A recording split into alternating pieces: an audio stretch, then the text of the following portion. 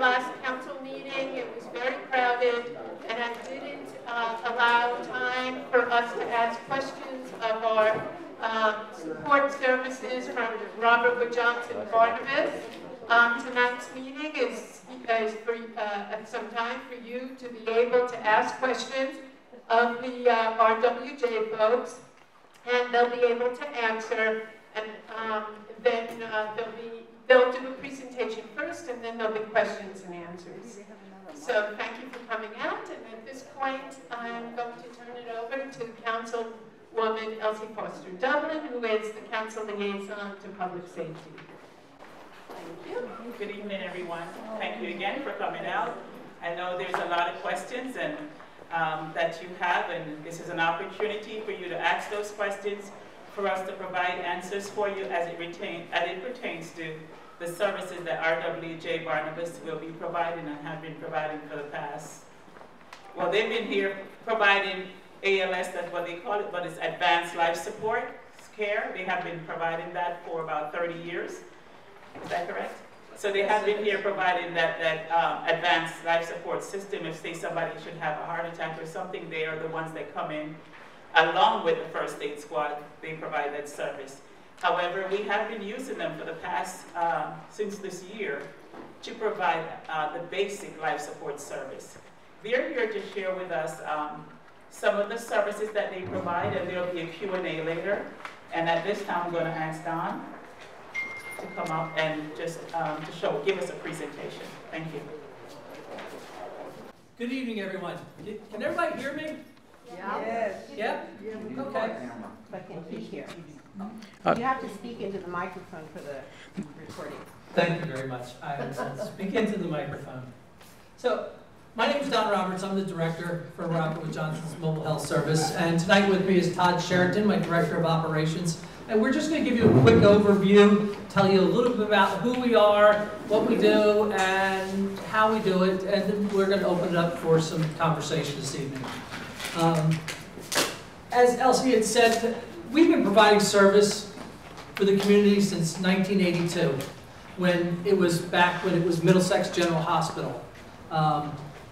Robert Wood Johnson and Middlesex General was actually partnered with St. Peter's back at that time, and we've been providing advanced life support, or the paramedic services, to your community, all of Middlesex County, since that time. Today we've grown significantly. We now cover over 750 square miles, providing ALS services and basic life support services, or ambulance services. We service 12 different townships in Middlesex, Somerset, and Mercer County. Some of the other areas that we provide are specialty care transports. The specialty care transport services are inter-facility transfers. So when somebody has an acute illness and needs to go to another facility, or that they have an acute illness and need to come to our facility because of the level of services that are provided at Robert Wood. We also do non-emergency transports. Those are the transports for, where we help the hospital move patients out, whether they're going home or they're going to a long-term care facility. We help with that service as well. We also have recently been involved with the Virgin Islands deployment. We sent 3 different teams over 3 different periods of time down there to assist with the country. Not only assist in providing basic life support services, but to assist in help rebuilding the EMS system. Some of our accomplishments: in 2014, we were named the EMS Agency of the Year. This was an evaluation done of all the EMS agencies throughout the state of New Jersey. One of the reasons we were recognized for having that, that distinction is our Pit Crew CPR. Think of a program that went out and educated the EMS providers on how to do CPR based on the Pit Crew model. When you see a car pull into the pits and they're getting serviced and they're in and out in 10 seconds, there was somebody that specializes in tires, somebody takes care of the windshield, somebody takes care of the gas. Well, we put together that exact same model for CPR.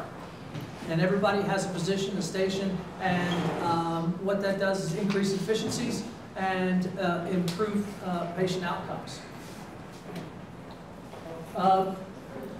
Again, we are tied to a level 1 trauma center and a comprehensive stroke center. We're also part of the Rutgers Medical School. Those advantages trickle down through our department as well. There's huge opportunities for learning, not only state-of-the-art education, but techniques as well. We partner with many aspects of the hospital in our critical care areas, not only that, but also our basic life support and our paramedic training is tied back to the physicians through the medical school. Again, we just recently started partnering with our local BLS agencies to provide basic life support medical direction. And one of the advantages to that is it allows the agencies to be able to have the prescriptions necessary to carry EpiPens, to carry Narcan, to administer aspirin, to administer a number of other things to help improve the quality of care for the patients that we come out to see.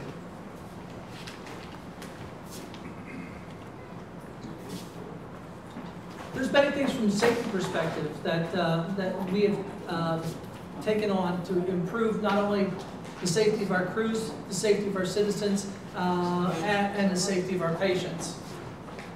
We installed a product in our vehicles called Road Safety. And what Road Safety is it is an instant feedback system for our drivers. I apologize, thank you. Now everybody can see. So Road Safety, it's a program inside of our vehicles that gives instant feedback to our drivers to ensure that we are being safe in how we respond to calls and how we take our patients to the hospital. If we brake too fast, it'll let us know. If we accelerate too quickly, it'll let us know. If we're taking corners too sharply, it'll let us know. What we're trying to do is ensure that we're providing the most safe and comfortable ride to the hospital. And of course, reduce accidents. All of our crews carry CO2 monitors. CO monitors. I made that mistake the last time I gave this presentation. We carry CO monitors, so when we're at home and maybe somebody's having trouble breathing, if it's carbon monoxide, it'll let us know. We evacuate the area and we call our partners in the fire department, the police department, so that we can come out there and investigate what's wrong and correct the situation. Recently, through a grant from the Hospital Foundation, we've been able to put Manger lifting devices on all of our trucks. It's a very unique tool that's been donated to us. What it does, it comes in the form of a mat, and we can slide it under anyone that's having difficulty getting up. And in a matter of less than 2 minutes, it inflates into a chair, basically bringing the patient up into a seated position.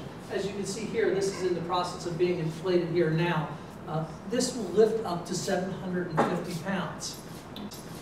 It'll also lift that person that's riddled with arthritis. It doesn't matter how you touch them, they always hurt. You just slide this mat underneath of them, inflate it, bring them up into a seated position, either slide them over onto the stretcher or help them stand back up on their feet. The best part about this is it keeps everybody safe and maintains the dignity of our patients.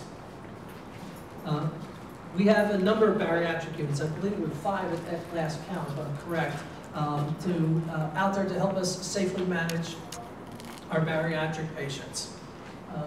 They're totally equipped in every part and piece and will allow us to move patients as we need it. Lucas CPR devices are another really unique piece of equipment that has helped us improve patient outcomes. In cardiac arrest, American Heart Association tells us that continuous long-term CPR is the most effective and most effective way to get better patient outcomes. This device we can apply on a patient in less than 10 seconds, turn it on, and it will do continuous CPR. No need to stop now as we carry the patients out.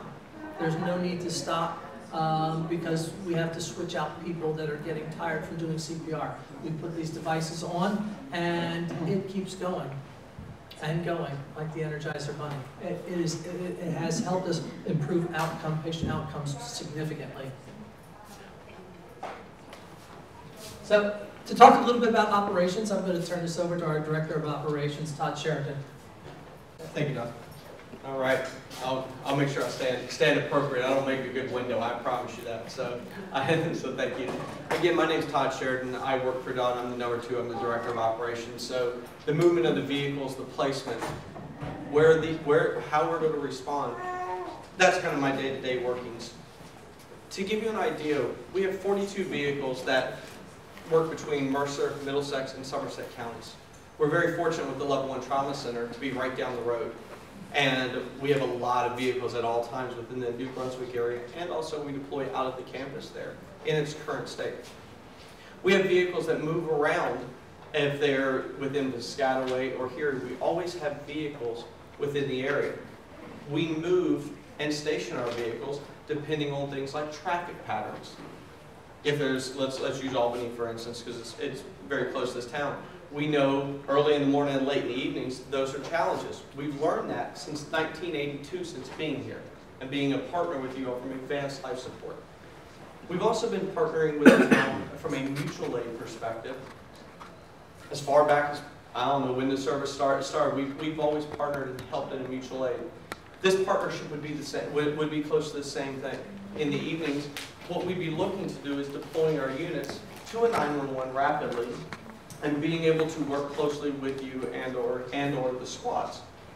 Also, with being able to dispatch, which I'll just move forward, with being able to dispatch services, we process almost 140,000 calls a year. If need be, or we need to, we can partner and reach back to Rutgers, or even partner with JFK. We can partner with other people if we're not able to respond. We have what they call mutual aid agreements. That's how we've been operating here in its current state within Highland Park. So we've been able to do that for years. Our dispatch center is state of the art. We have not only predictive modeling that basically says this is where we project the next call to come from. It looks at populations, density, historical data. And then from within the dispatch center, whatever the contract is, whatever the policy that's written with the town, that's how we deploy and we respond to that contract for compliance. And then we measure it and report it back to the town. Every day we have anywhere between 9 dispatchers. In the evening we have 5 to 6 dispatchers. We also have non-emergency calls and emergency calls. And we dispatch and do call processing for a variety of other towns within the area. We also dispatch for another system that's completely outside of here in southern New Jersey. Because dispatching is unique in our state-of-the-art center, we're able to expand. Partnerships like this with the town and with the volunteer agency will be key for the success. Everyone always concerns about the cost of service. I want to kind of pause here and take some time. I know there'll be some questions on this. And I'm going to start by our process at the beginning. From the state, I want to start with the state side. The state advanced life support is a completely separate piece to what's the basic life support contract that the town is potentially engaging. Okay, so they're 2 separate. The state runs or requires a certain way of operating with the advanced life support. Okay? From a basic life support, when we respond, yes, there are charges to respond. However, there are a couple ways within the bill. The town, from a policy perspective, can dictate how the bill will occur. Okay? By standards within the government, you have to make a good faith effort to bill. Okay? It has to be a good faith saying a certain number of times you have to bill. I think it's twice. After that, then it can be decided if it were to A, if you continue to try to bill continuously, B, if you write off if there's collections or anything of that. The town's position here within the contract is not to do collections.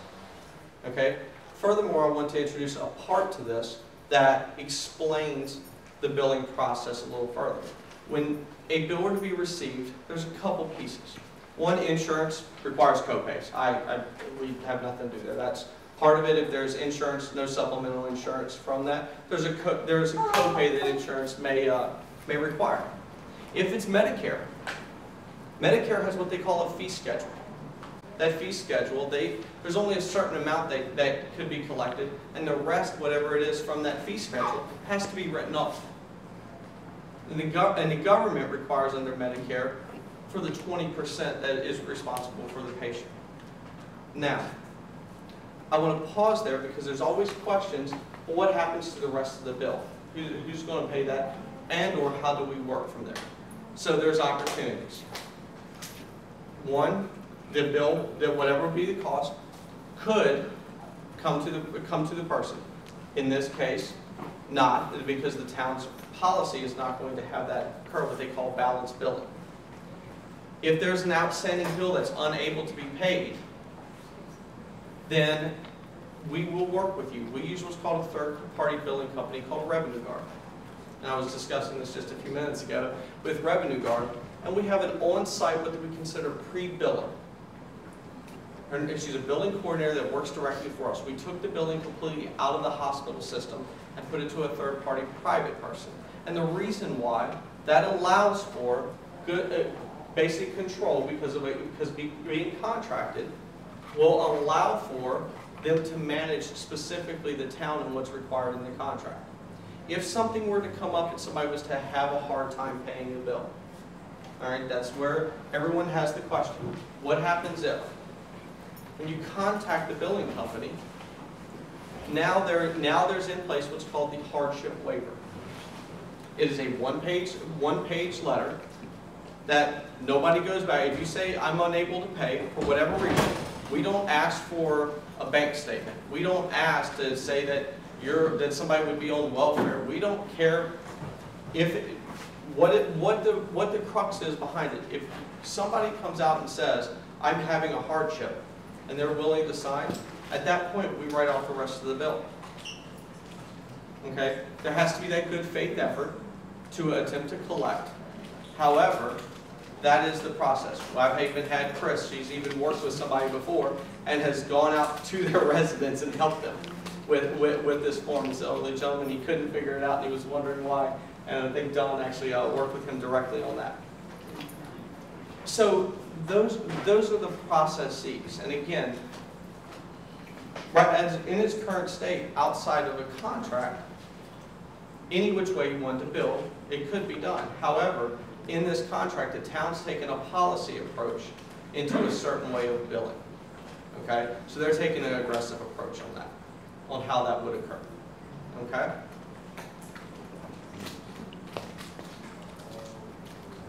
A couple pieces that kind of go a little above and beyond is figuring out what people like or think about your service.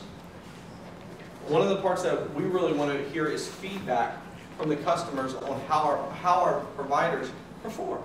Because a lot of times, something may have happened or occurred, and we don't know about it. Or we want to know, what does somebody care about in what they had from their levels of service. Here, care provided was 51 of last month's total people that looked in and did our customer survey. They said, care provided was important to me. Y'all did good. Courtesy was next. Caring attitude, our professionalism. That we seem concerned and caring. These are what citizens stated within other areas that we work and what they enjoy about our service. We get feedback from this immediately. We have a third-party billing company, customer service company that does not send out letters and say, here, fill this. They will actually call you and ask you, is there something we can do better? That is part of the questionnaire. Because we want to know, because we want to improve our level of service. We want to improve how our providers engage. Because we want to be a part of your town. We want to be respectful. Being engaged in the town is a big part of what Robert Wood Johnson is. People don't realize it, but a lot of times if it's being at a parade or being at a health fair or just being within the community, One of the parts that we're looking at is opportunities when we start staffing. This becomes an opportunity for a contractual basis. What happens if we were to move one of our vehicles here to within this town, still being held responsible for a compliance, but making sure, as we are contractually set, that we have to respond within a certain time, that we may have a vehicle in town to address the Albany Avenue issues that you would have during rush hour traffic, to ensure the responses are timely and that we're meeting the contractual compliance. Furthermore, I believe this was just at Highland Park High School back in April. We were there as part of Career Day. We love being in the community. We love education. We love just understanding and being part of the community. That's the best way I can describe it. So this is a piece from Robert Wood Johnson. When we look at wanting to be your one partner, a couple of pieces that people are going to ask is how operationally have we talked about this potential workflow. So from 6 a.m. to 8 p.m., the town would ask us to respond within 10 minutes and 59 seconds to the 90th percent. So during those hours.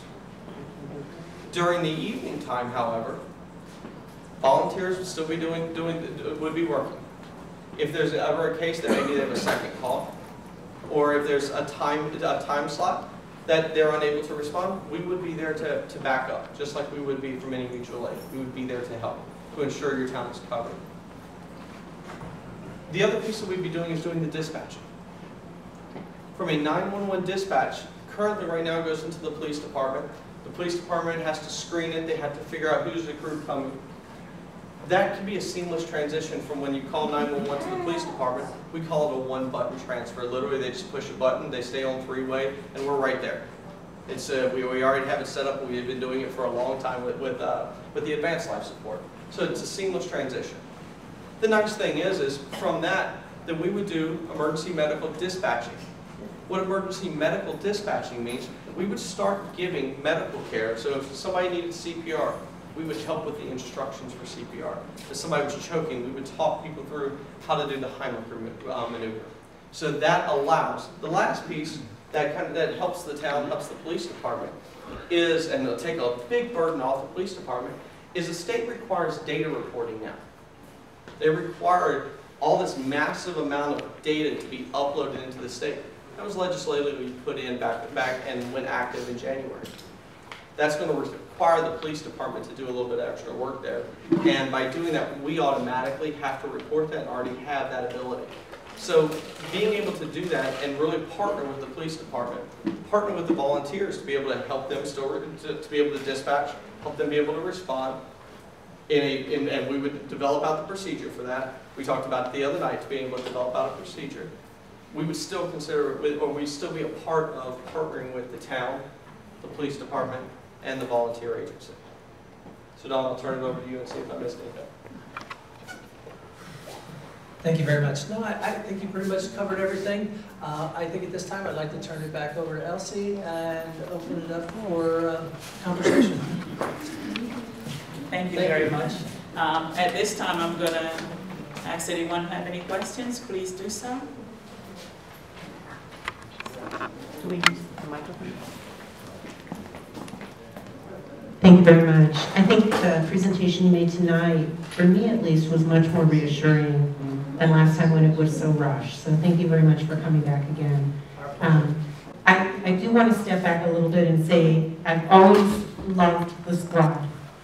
And I have been very concerned that I don't understand what happened this last half year. And so I would like to ask the town council members, is this all about money? Is this because there was a budget shortfall and we just had to stop paying the squad the way we have in the past years? Or is it really about response time, something about performance that we all deserve to know? That's my simple question.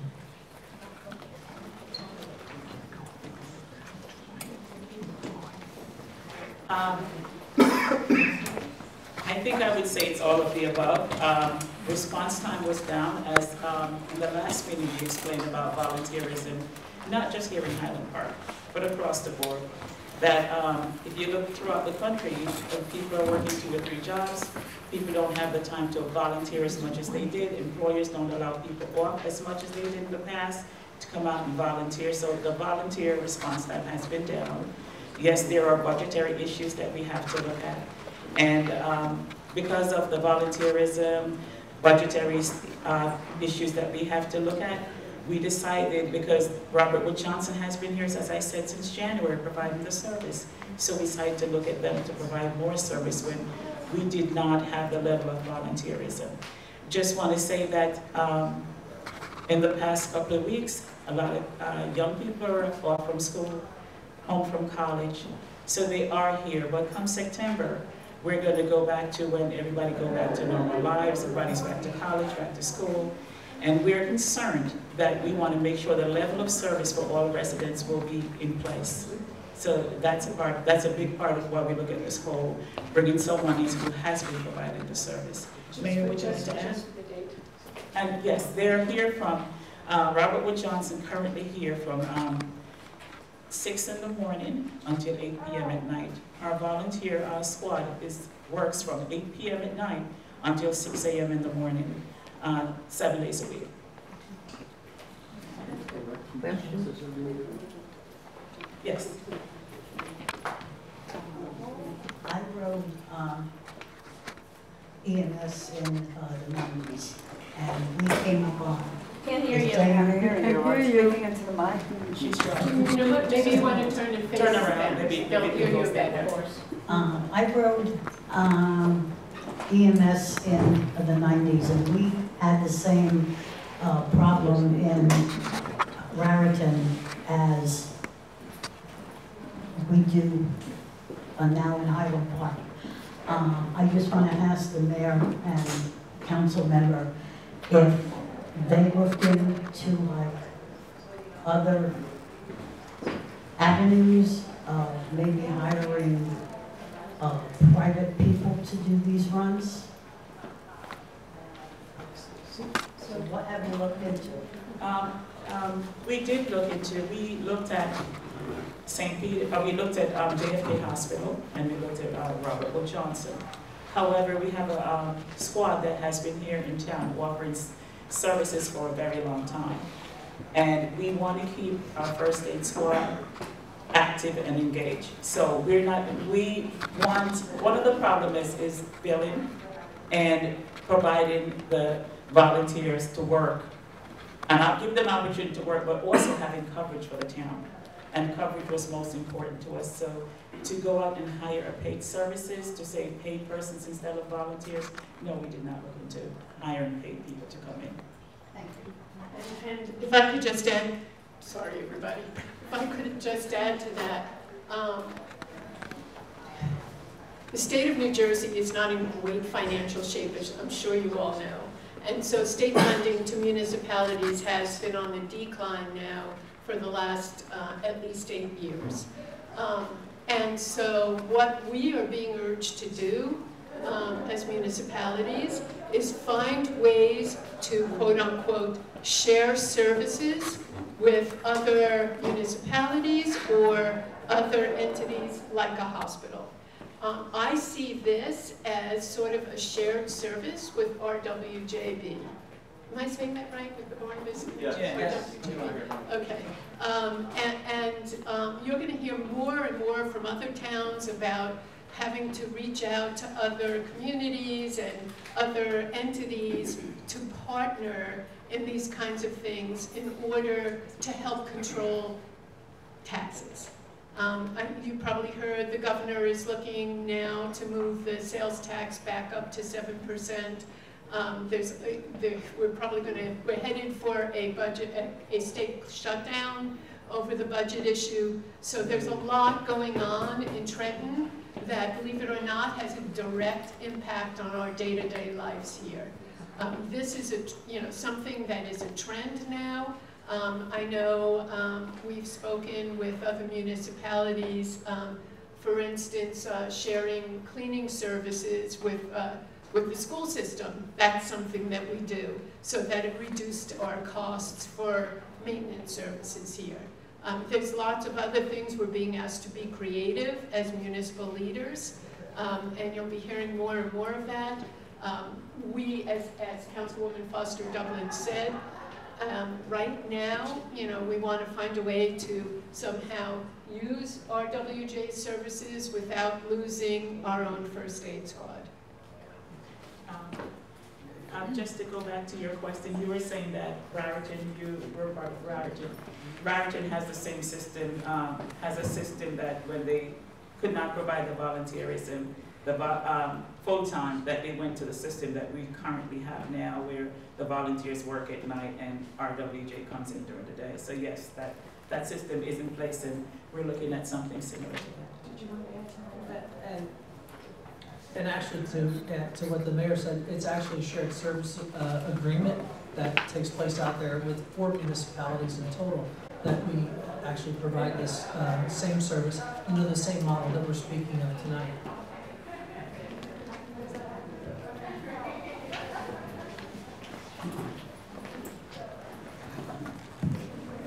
I've had excellent care by our volunteers for many, many years.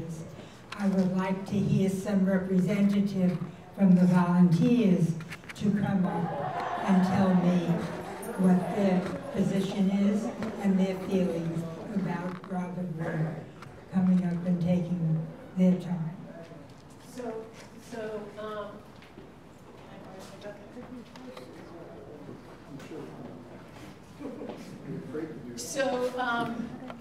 We organized this meeting to allow questions to be asked of RWJ while they're still here.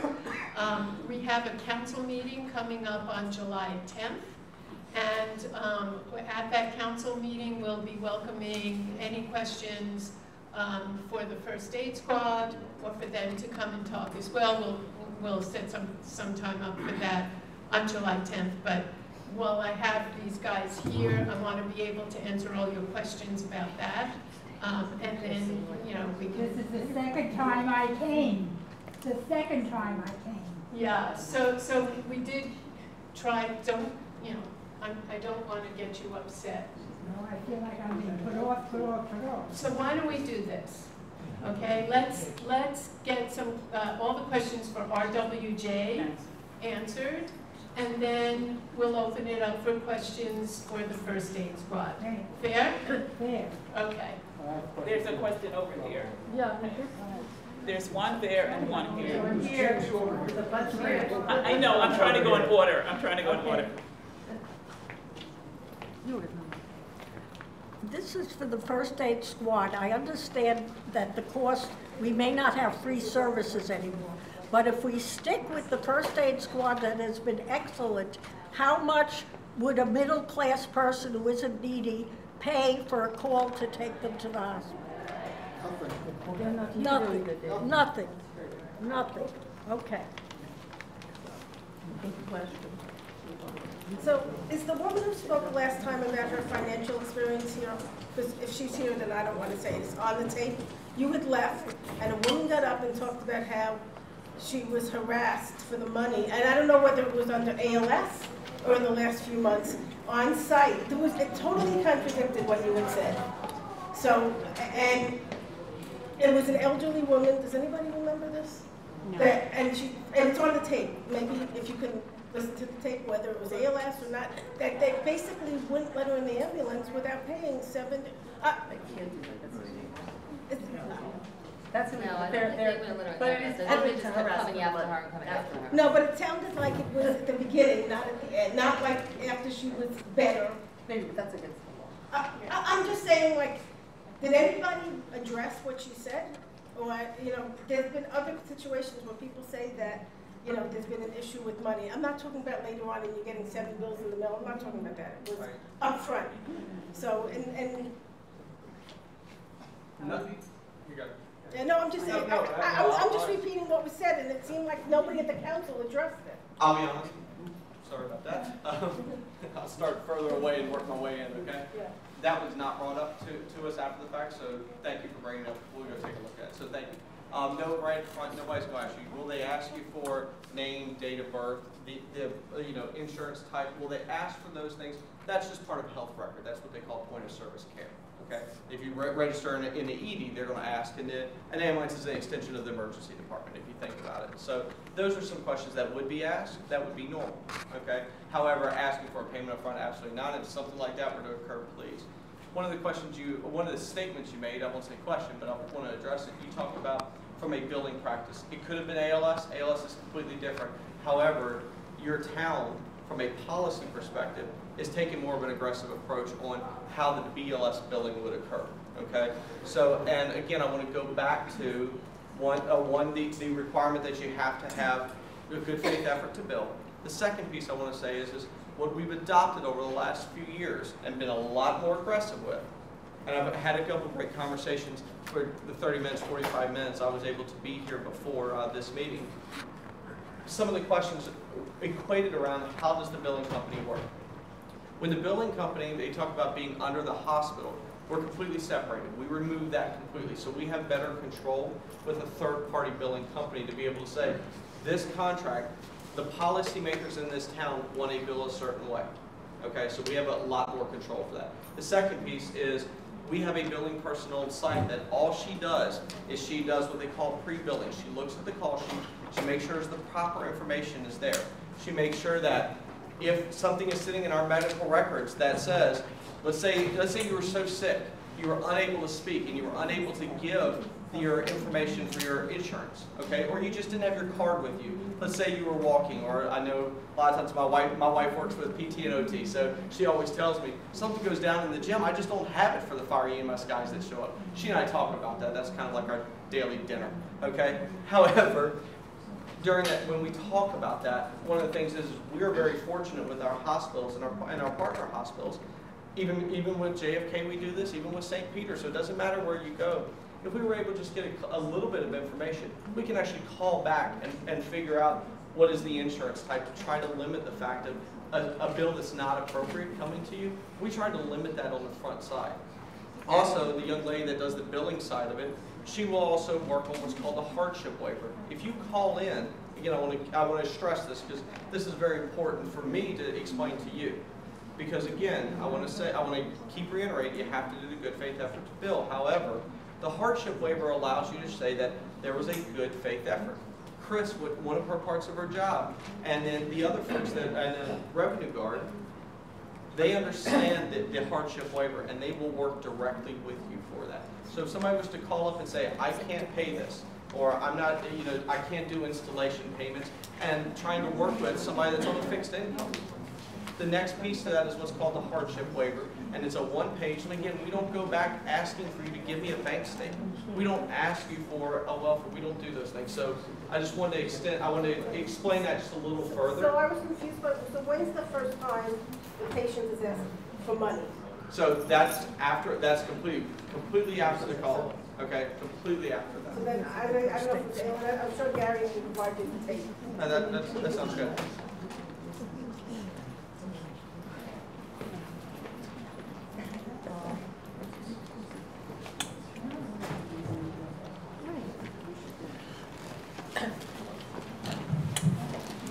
Hi, so before I get into the money thing, I'd like to know, does anybody have usage data for Highland Park?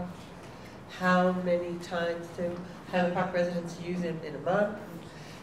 What's a mean number of usages per family? How many high usage families do we have? Because the character of our use has a lot to do with what's the right service. So that's where this issue about cost comes up. I don't know about your family, but I know in my family, there's a tremendous reluctance to use services that could cost money. Historically, my family would say, oh, don't call the ambulance, it's going to cost too much. And that's a concern I have, that my neighbors should do that. You can talk about your wish, your desire, your practice, but unless there's a contractual guarantee that there's some kind of hardship waiver that I don't have to pay, or unless there's really a way that I don't have to make that unpleasant phone call telling you I can't afford to pay. I'm worried that a whole bunch of my neighbors will not call the ambulance. So again, that's why I really want us to know how many people use it, how often, who are they, what are the maximum users, because that's going to tell us how we should balance what might be a great service that I can afford with my insurance, but might not be useful to someone who will not call it.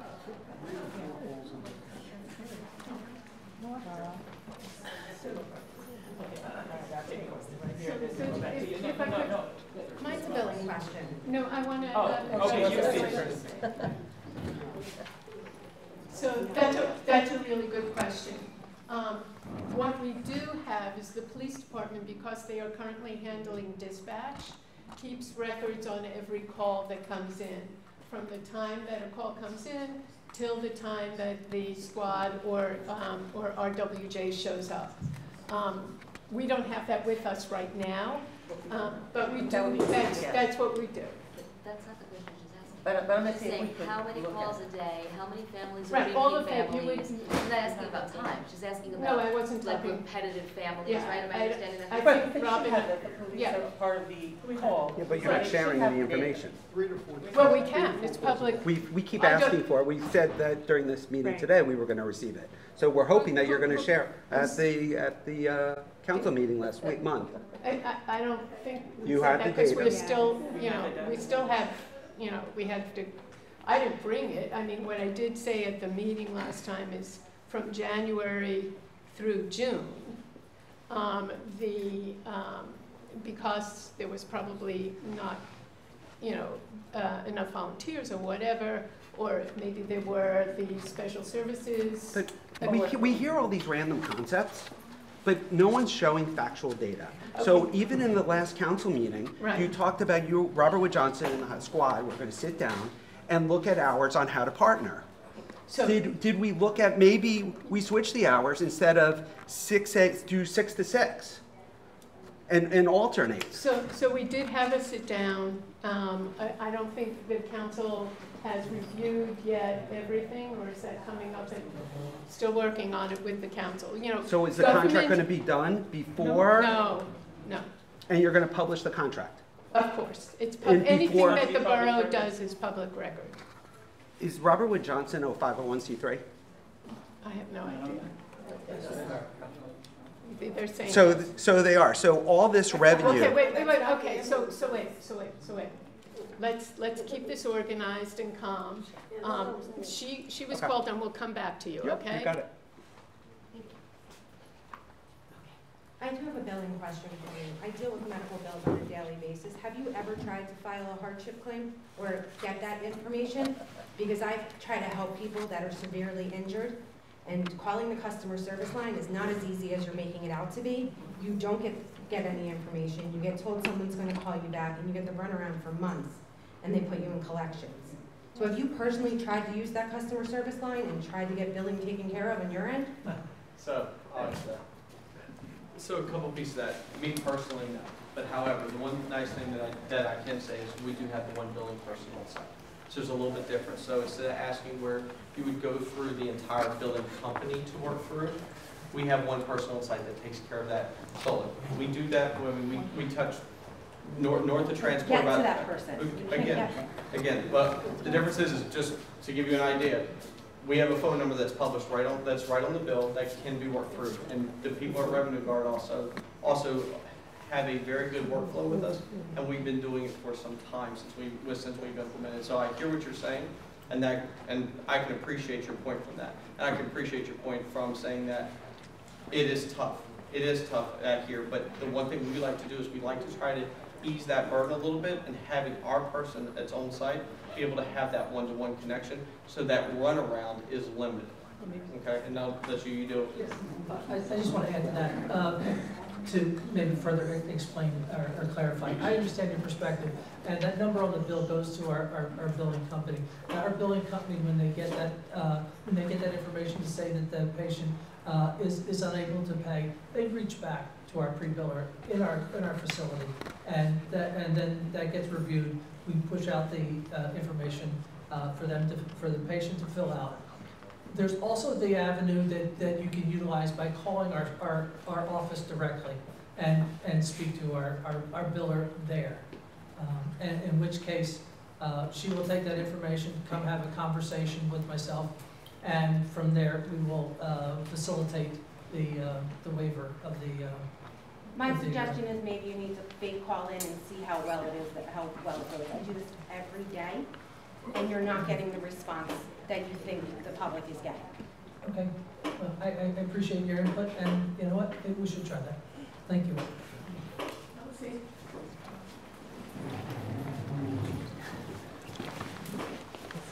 I'll bring it to you. Over the years, unfortunately, my family's had quite a bit of use from the first aid squad, including things like transporting family members who were treated in New York hospitals to and from, and because they were local, at one point, actually they gave a family member 4 extra years of life because he was gone on my living room floor, and they brought him back. Whereas I'm concerned that if it were not a local group where people had personal connections, they might have just said, he's gone, that's the end of it. I'm really concerned about losing that close Highland Park touch.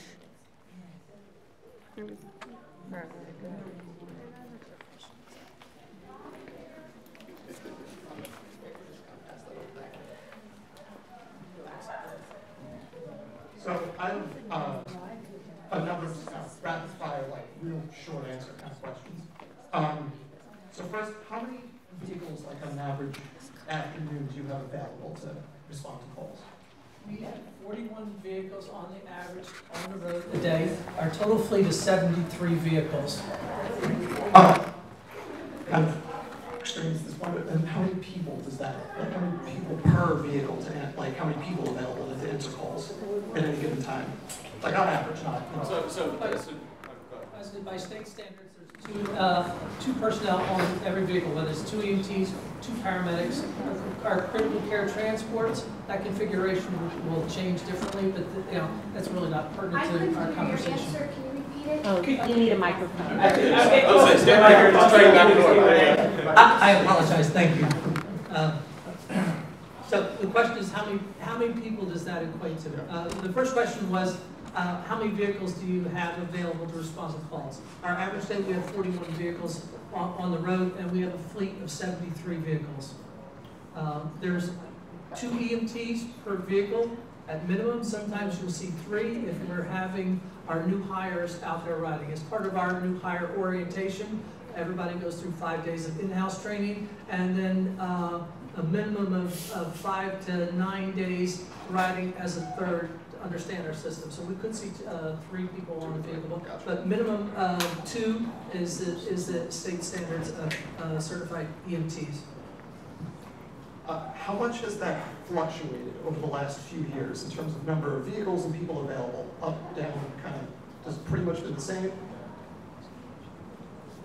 In fluctuation, it has grown over the years as we have increased our service level throughout the community. Currently, we're over 400 employees, and that considers part-time and full-time employees across all of our service lines. I have 2 more questions. I promise you they're very short. Thank you all for indulging me. First question is, are the people on site with the ambulance, or do they have to get to it first to go to the call? All of our personnel are stationed on site for all of our service levels. And last thing right now, what is the cost to the town for this service? I don't know if you're the right people to answer, you're the right people. Our cost to the town to provide service is $0.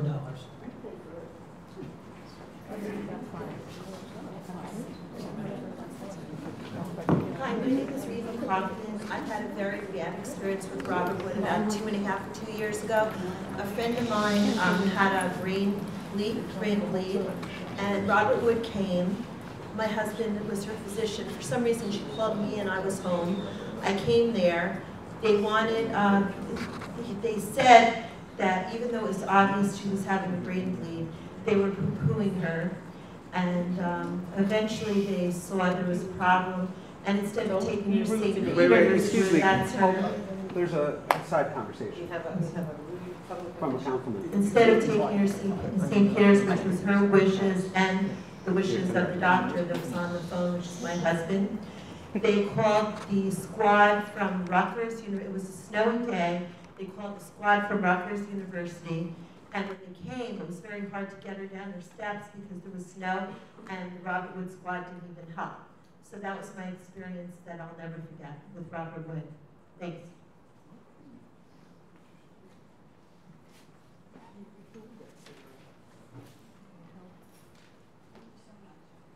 Yes, hi, Jackie Zender, 239 South 6th Avenue. I have to pretend I'm yelling at my kids. They're grown. Sorry. Jackie Zinberg, 239 South 6th Avenue, apartment 309. I said at the last meeting that we don't need the emergency specialist squads, we don't need their equipment, we don't need their training. We want the right to choose what hospital we go to. I had an experience with this same ambulance company where I was pressured to get on the ambulance, they may not come back. I was told I do not qualify for any kind of help with the cost, even though I was not working and I did not have medical insurance. What do I need to do to qualify? And then I was pressured and threatened with having it sent over for collections because I couldn't pay. Most of the problems that most of us have do not require any of these sophisticated services. I appreciate that there are times that we do. And when we do, I'm very grateful to you. As far as the cost to the city, I have shown the mayor some really serious damage on one corner, one block. It was Magnolia and South 2nd. I've said it before, and I'm just throwing out a number. It would cost them at least 10 times the amount of money that it would cost for their share of this voluntary ambulance service to fix that one corner.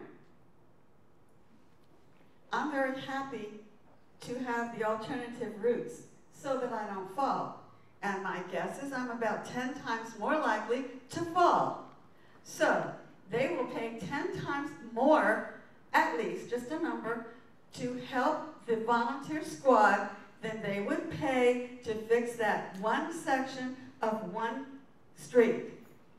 I think that's a good deal. I think that's a damn good deal. I am asking, I am telling you that I am in danger if I do not have a way to get to a hospital. I have a likelihood of having a blood clot in my leg. I'm a retired nurse. I know the symptoms. I will go before it goes to my lungs or my heart. I don't need you. I appreciate what you do. I'm grateful to you. I understand the importance of it. I'm a retired nurse. I don't need you. You can't help me if I have a blood clot in my leg. You can't. I only need to get to a hospital before it goes to my heart and my lungs. I am saying, please, okay, please, take the route that is 1/10 of the cost to you, Mayor, Highland Park, 1/10, and give me a service that I need so that I do not fall and have a serious injury. Thank you. So I am the mayor. I don't think we've met. And I know you said you showed me something, but I've never seen anything. No, I told you the first time. I have the pictures. I think you believe me. You said you wrote it down. I think you do believe me. So wait a second. So you reported a curb problem? I just want to get the street. Okay, so we're talking about the, where's the borough administrator? I just wanted to make sure we have a record of it. Mayor, please appropriate the money. And the other part of it is, we were not given the opportunity to, excuse me, pony up. We weren't. We didn't know. Give us that opportunity. So I'm hearing you, but I just, is Terry still in the room? No.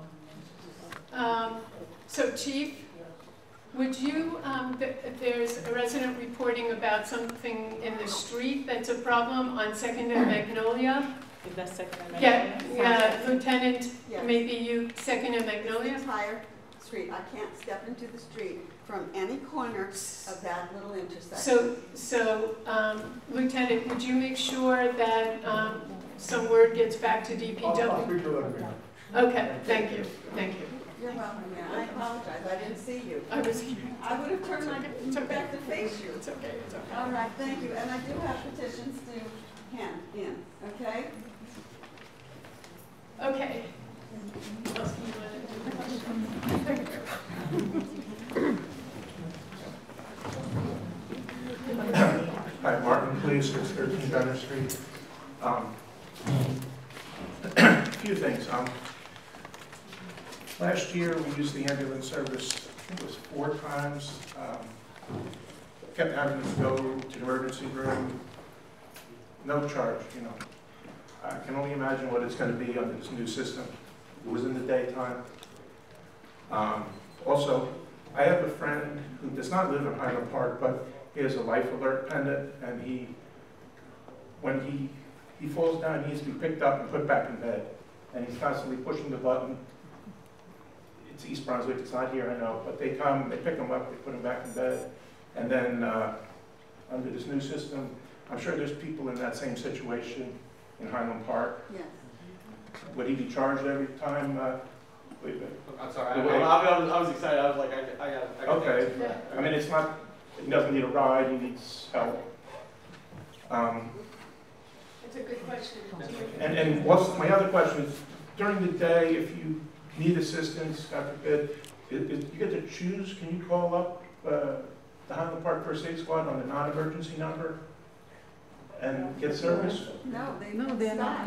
Or is it, I know it's called 911, but if you call the local number. We can't guarantee at this point because we we're out of service. And we don't have dispatch capabilities. You can't call us directly. We don't have dispatch capabilities. It has to go through a dispatcher, because if you do need something in addition to us, that needs to be taken care of. To call us directly that's not an option right now. We'd love to make it an option again. Okay, and the other thing is, as a result of those other 4 times we were taken to court, and first to a collection agency, and then finally small claims court, and dealing with those people was a pain in the neck, and didn't have any success with that. So I appreciate, what you're saying, but I'm not sure I believe it. Okay, thank you. Yes. Just to, you mentioned about free ambulance to call direct. All the calls must go through 911, and the only other service that does not go through 911 is another service that we have in town, that's Solar. They get called directly, and they give out their own personal information. So everyone must go through 911 away from them. So, sir, I'm going to answer your first question about lifting. So, if you're not transporting, you just need to be helped off the floor. There is no bill for that. Okay, so that there is no bill. Second piece from the collection standpoint, the town is putting within the contract, which I think again just that's public record for the town, is putting in there to not have the collection as part of it. So just to address both of those directly for you, the other piece I want to talk about, the lifting and moving, is the opportunity of having some of the lifting devices that we have within our rigs. That's the ability to use like the manual lifting cushions that you don't have to just grab somebody by the shoulders, lift and move. You have the opportunity to have different types of devices that will help for safe patient handling. So I just at least wanted to address that for you, sir.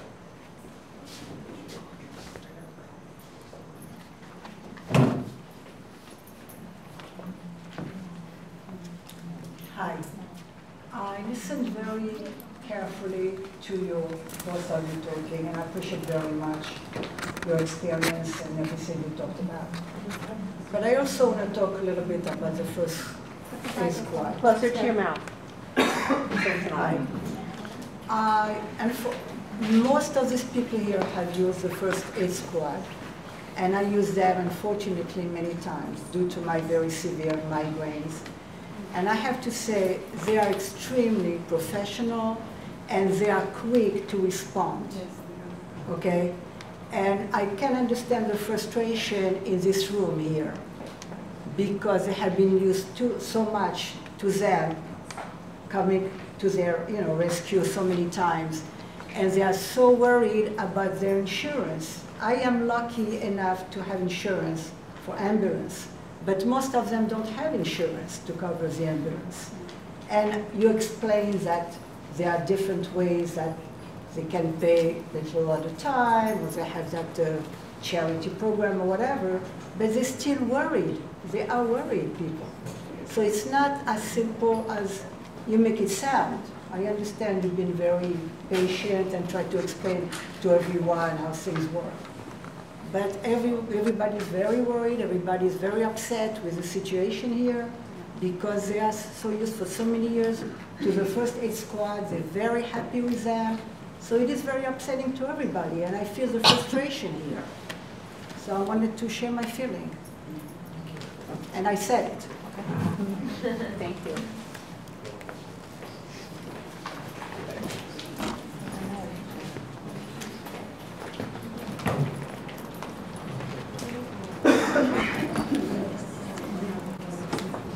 Quick question. You said that after a certain point in the billing process that the Highland Park residents won't be billed.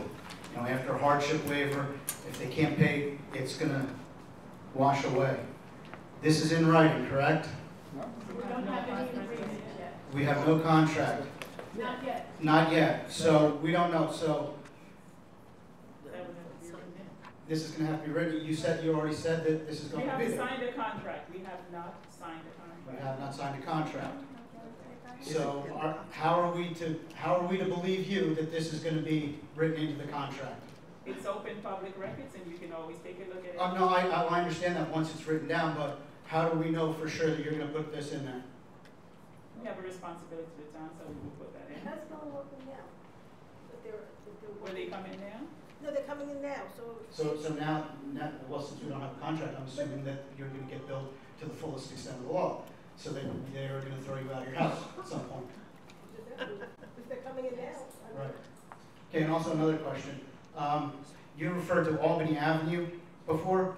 If you guys don't know what street your hospital's on, how are you going to know what street we're on?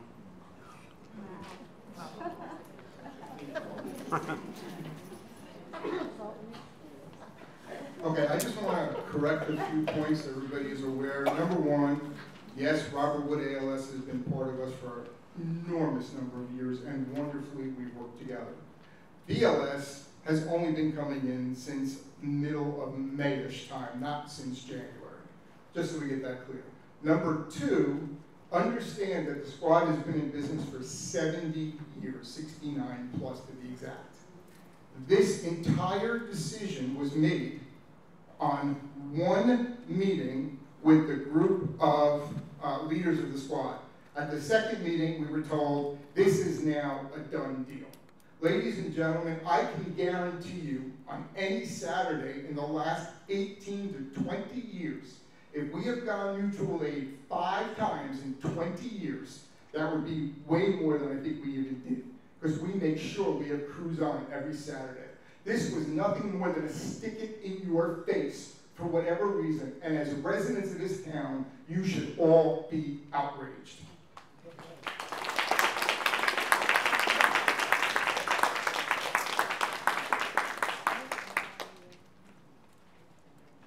Do you have all the specialized equipment on all your trucks, all 73, or is it only on the ones that are in service, or most of them in service, all the lifting devices and the Lucas and whatever else you have?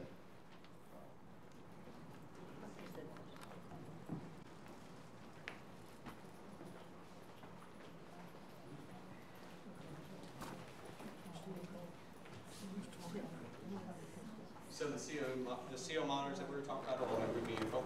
All right, we have electronic stretchers on most of the vehicles and are outfitting the rest of the fleet for that. What's most? Also, what's that? Specifics, please. Specifics for over 40 vehicles. All right, and then during the daytime, we have, for the transport capable vehicles, they have the lifting devices, And for the ALS, the advanced life supports, they have the Lucas devices. Thank you. Yes, sir. Are we up to the Ask the First Aid Squad questions part, or are we still? No, but we'll stay afterwards to answer any questions. Well, I want to do it for the public. Okay, I'm just saying, but in case the meeting ends, we're happy to Somebody stay. else who was Yeah, not everyone wants to do that. Right here.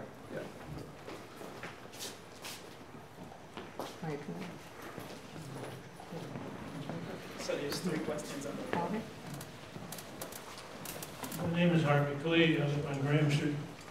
I may have missed something here, but what bothers me the most is, have we heard somewhere or other that what the economic case is for this whole proposal of doing away with the first shift or the day shift service by the first aid squad and shifting that over to the services of the Robert Wood, and also the fact that previously the service was no charge, and now there will be some kind of a charge for somebody if they use the Robert Wood service. So my question is, where and when or what's written that we could see that shows the economic case for what you're proposing, Mr. or Mrs. Mayor? Borough Council. Thank you. So for the past, Robin, how many years were you getting 26,000? 25 years. Okay, so the past 25 years, there was $26,000 given to the first aid squad. There was also, I understand. When I came onto the council and the first aid squad, public safety was a part of my portfolio, that they were receiving, the first aid squad was receiving, I believe, 14,000, and we upped that to 26,000. We also, last year, we added an additional 5,000 to the squad. Along with that, we paid for the insurance, and we paid for the gas for the vehicles. So financially, that's where we, and the land. You said 5 years ago we got $14,000 and now we're getting 26. Is that what you said? I don't know. No, let me clarify. When I came onto council in 2000, it was up from 14,000, I believe, to the 26,000.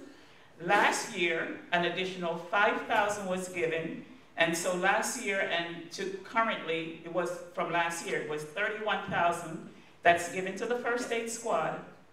Along with, we pay the insurance on the vehicles, we pay for the gas for the vehicles, and we also pay for the land.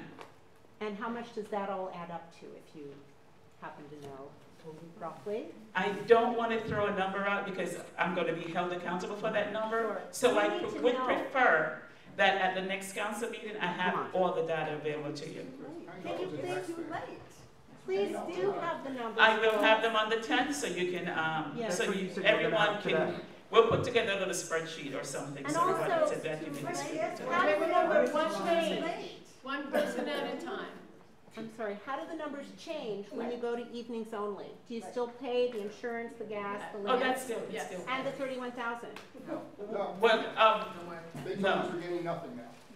We, how much have we paid to this? I think we paid, I'm not sure how much we paid this year already. Zero. Can we just No, see what those happens numbers? after the change? That's what she's asking.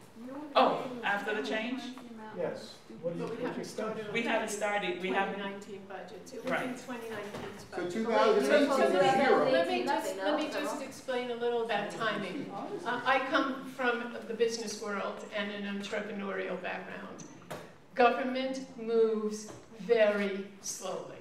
So just to give you an idea, we started talking about this. We're waiting now for a proposal to come from RWJ. That will then be discussed amongst the council members at a conference, on the conference agenda of an upcoming meeting. It all depends on when that proposal comes. So it goes first to a conference meeting, so all the council people can give their input. We have the attorneys there. He has to review any contracts that we enter into. And so that's, let's say, if all goes well, then you could probably have a conversation about that on July 10th. And don't, again, that all depends on, you know, if we get any proposals in, okay? So that's on the conference agenda. The second, then it goes back to the attorneys, they rework the agreements, they go back and forth, and then because in the summer, we only have one council meeting a month, if it comes back and everybody's in agreement, it would be voted on in the August meeting. That's how government works. Yeah, but we already don't have the service, we don't have the contract, we don't No, have the no, numbers. but what we have now is the 6 a.m. till 8 p.m. RWJ and the 8 p.m. till 6 a.m. First Aid Squad. And we've gotten zero money this Without year. a contract. Without a contract. We have them without a contract. They're just, No, they're there is a serving as contract. mutual aid kind of now, which is how they've served in the past. I want to take it back. You're next, but I had someone in back.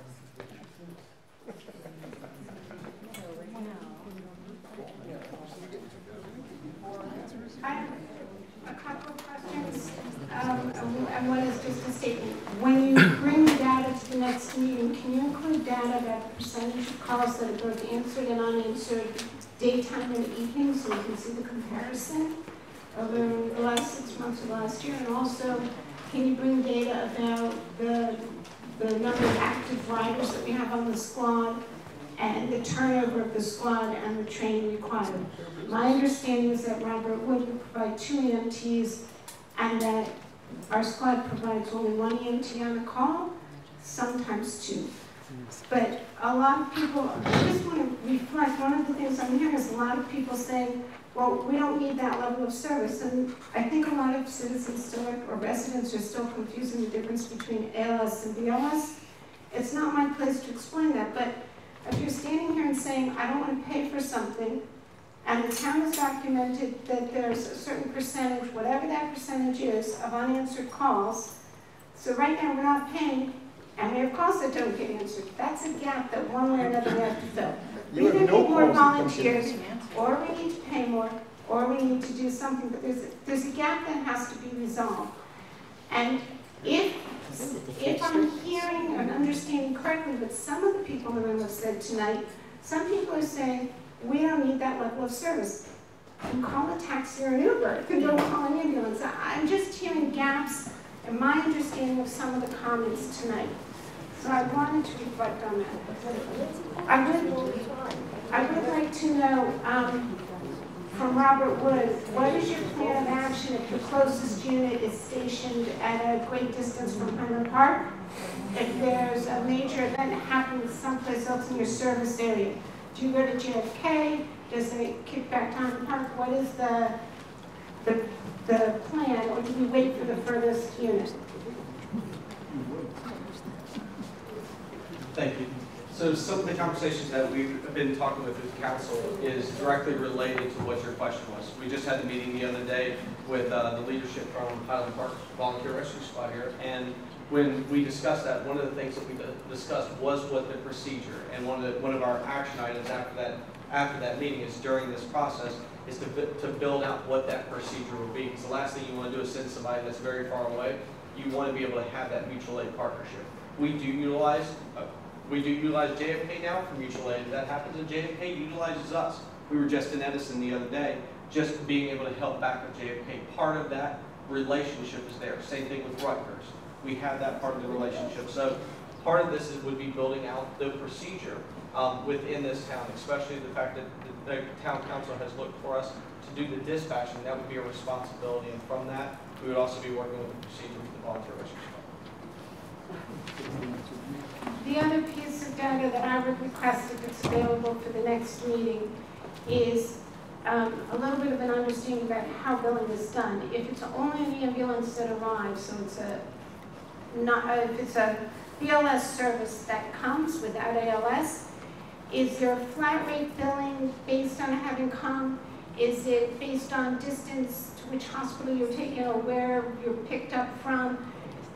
Is there some sense of how that billing is structured? Because I think there's a lot of fear about billing, but if we understood something about it, maybe there'd be less fear to go with it. Yes, certainly. If there was expansion on that, we certainly can. I'm sorry, what was that? Yeah. I said, if she needs expansion, we certainly can from next meeting. She has next meeting for a little bit of expansion. So I want to also clarify something, and Cheryl. Here, Microphone. Huh? Get the mic, get the mic, get the mic. So I want to make it clear that I don't think we've had an experience where a call does not get answered. What has happened is, I believe the procedure, and Robin, correct me if I'm wrong, is a call comes in, and if it's when the first aid squad is operating, there's a call to the first aid squad, and then they wait 4 minutes for a response, or do you, right? Do I have it right so Well, no, far? our hours that we are now. Yes, In we have, general. yes. Okay, So whenever we have crews on, you know, within 5 minutes, we're usually on. Right, but I want to make sure you know. Yes, that after 4 minutes, if there is no crew available. Right. They'll hit, request one more time, and then 2 minutes later or 3 minutes later, they ask for mutual aid. So I think it's a total of 7 minutes, if I'm. Until they'll ask for mutual aid. Right. Yes. So that's what happens, and that's when there isn't a team available. So I wasn't clear. I wasn't saying that calls are going unanswered. I meant how many go to mutual aid during the day, how many go to mutual aid at night. What percentage of calls come in at all during the day compared to, you know, do 90% of our calls come at night, and therefore we're concerned about things like billing, but 90% of our calls were at night, and that's what the squad answers? A sense of distribution of those statistics. And Chief, I hope you're keeping, you know, that information. We have all the data. We have the data, just means, you know, pulling it together the way you're all asking for. No, 1 second, please. Thank you. We understand you have the data. We keep asking for the data to be compared with equal stats from the rescue squad to RWJ. We would like to see and review this data before a decision is made. So we keep talking in hypotheticals, but specifics aren't being published or shared. So we're hoping for that. So based on the budget that the squad is getting right now, it's approximately, let's just say it's under $50,000. And that's covering the whole year. How many calls are being covered on a yearly basis by Highland Park right now? Over 1,000. So 1,000 calls. In your financial models, how many calls are you expecting per month? Highland Park? Yes. Just the microphone? Thank you. I'll come by because I have a follow-up. Yeah, that's fine.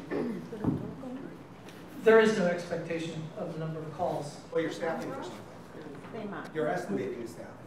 We are staffing. Our staffing to provide service. We've been coming in as mutual aid. Some months we see 20 calls. Some months we see 30 calls. So 20, let's say it's an average of 20 or 30, right? Okay. So your billing, we're estimating an average pickup bill is about $2,000. No, sir. $1,000? The bill's $990. So it's $990. So you're talking I want to be $990 plus accurate, plus mileage. Plus mileage. plus miles. Okay, so we're 3 miles away. So let's just say it's approximately $1,000 per ride. You're estimating between 20 to 30 rides per month, right? So it's probably, what's the math, 30 times 1,000? Right? 30,000. That is the same amount of money the township is paying the squad. So if you multiply that, the Robert Wood Johnson is getting a gross payment, on average, rough math, probably $360,000 a year. Where is all that money going? Is it coming back to the town in any form? You said you're a 501c3, so it's a nonprofit. But that money has to be going somewhere. If it's covering all of your costs, that's sure $360,000 of staff is really impressive.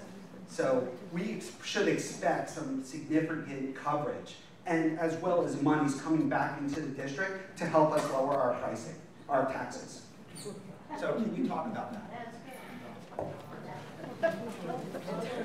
All right, so I can appreciate gross, so let's talk gross and let's talk actual. So I can appreciate you saying a gross statement from a bill. Actual collections is about a third of that. So I want to be clear on that. When you actually look at collections versus gross, it's about a third. So let's talk. We're still 120. Okay. So 240,000 will be written off. You won't collect it. It will go someplace. You'll sell that bad debt to another collection agency, and then they will come after the people of the town. So again, so from a policy perspective, we can talk to the mayor if from that, then the collections are not part of this. Okay. The second piece to that. So far, you're only collecting $120,000. Okay. So that's still $90,000 over what the town is covering. Oh, sorry.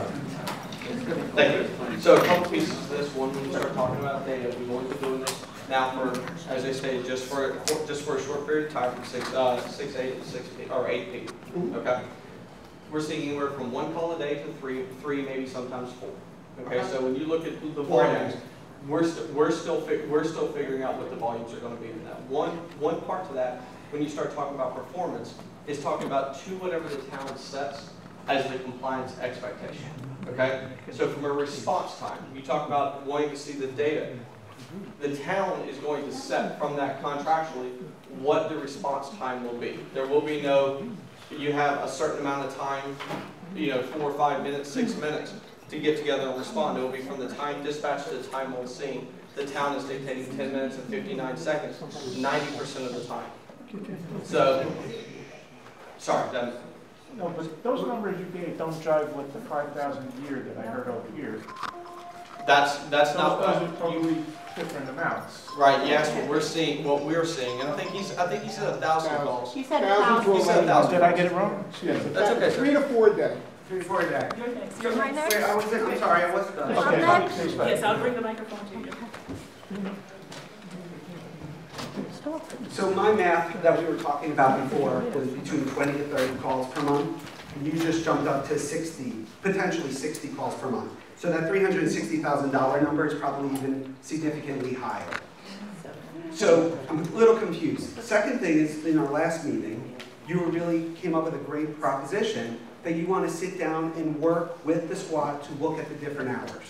And maybe not do 6 to 8.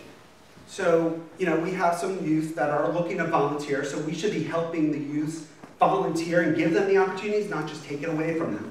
But let's just say we look at the hours. So would you right now be comfortable with, let's say, 6 a.m. to 6 p.m.? That's a policy. Okay, so let's look at it another angle.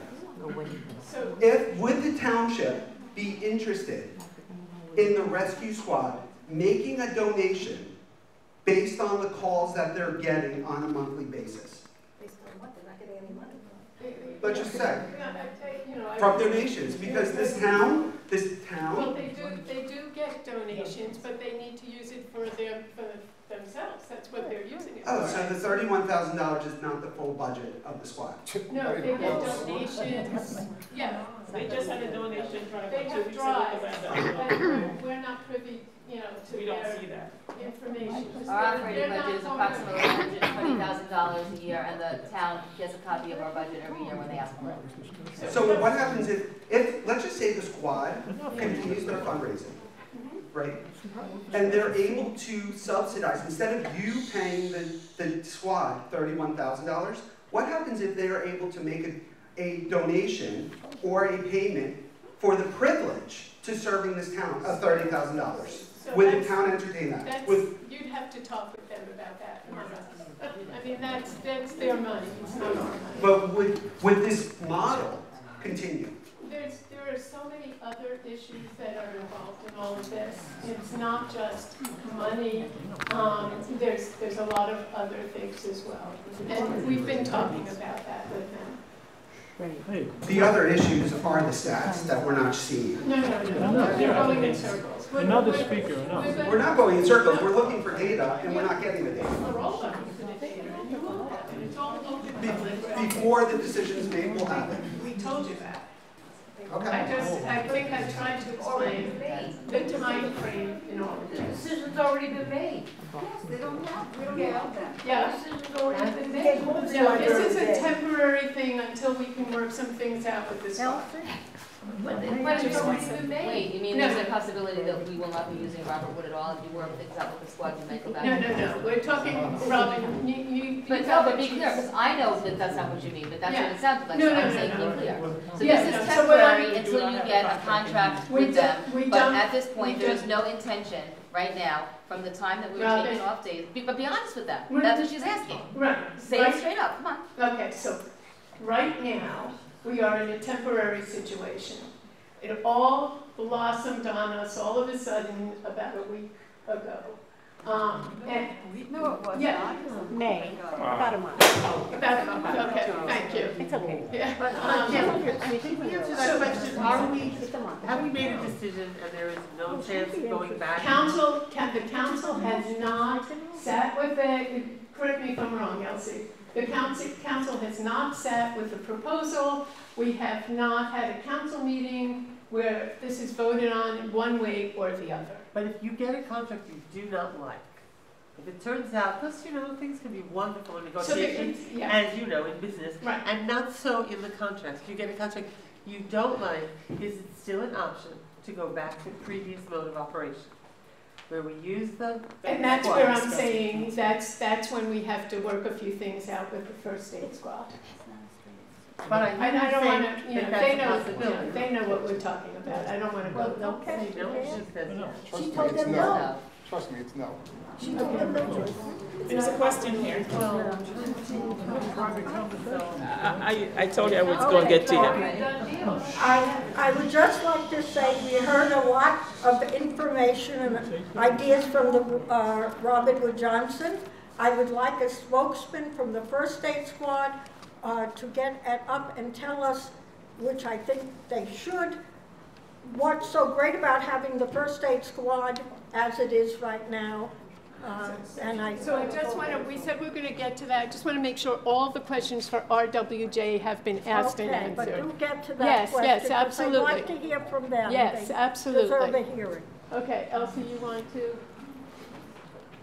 I wanted to address someone who has not spoken, so about everyone has. There's one person over here. Okay. The light raising her hand. So 1, 2. Right there. Yeah, one over here too. I'll go with the closest person. Is it okay? Wood, it was for the council. It's not for Robert Wood, so I'll So my question is for Robert Wood. Yeah, Robert Wood question. Robert Wood. Mine is for Robert Wood. You've spoken. Robert Wood? Right over here. Oh!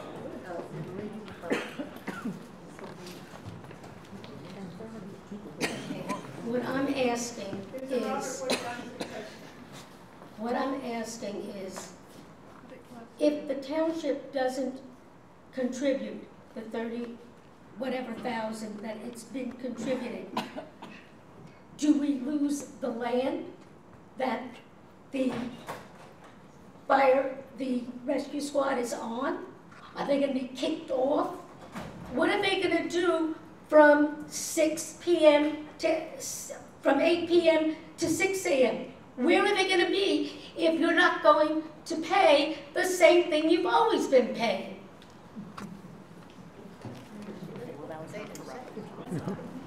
That was not, okay. What, the land? The land is, the land belongs to the borough. The land is on the lease from the borough. And we have not met with any legal team or decided that we're going to put anybody off anywhere. But you keep saying that that's part of the budget. And that is what you've been paying out, and that's what you're objecting to. What about the insurance? No, the borough's not going to pay insurance from 8 p.m. to 6 a.m.? So who's going to pay the insurance? Doesn't make sense. You mention everything. I can understand everything you're saying, but you're not saying what's going to happen between the hours that the first aid squad is still on, how are they going to be supported? We are paying, currently, we still cover the gas for the cars and the insurance. They still are operating on the property. Nothing has been finalized, nothing has been documented, and you're asking me, what is it going to be? They're still covered because they're still providing volunteer service to us. It's still covered. Up to part of your budget. That Your was a budget is question, only 12 with hours all a due day, respect. not 24. That, with all due respect, that was a question that was asked. Look, I'm really surprised to hear this. Unfortunately, I wasn't able to come to the other meeting. I'm a resident in Highland Park for over 35 years.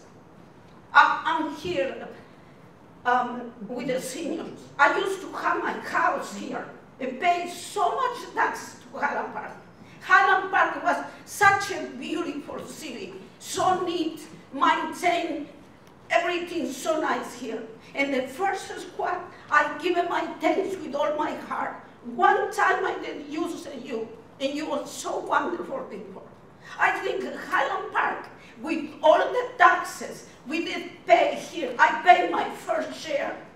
And we deserve it, and we needed to have the service for the community here. I wonder if the whole city of Highland Park knows what is going on. Politicians, Robert Johnson has the service there. They're a big business, and we give it more business to them. I'm sorry, you are bad, but I think this first squad is to the service the community of Highland Park. I propose to all the residents here, let's knock and send the communication to all the residents of Highland Park. And I believe everybody will know we're going to step together to have the first squad. I don't think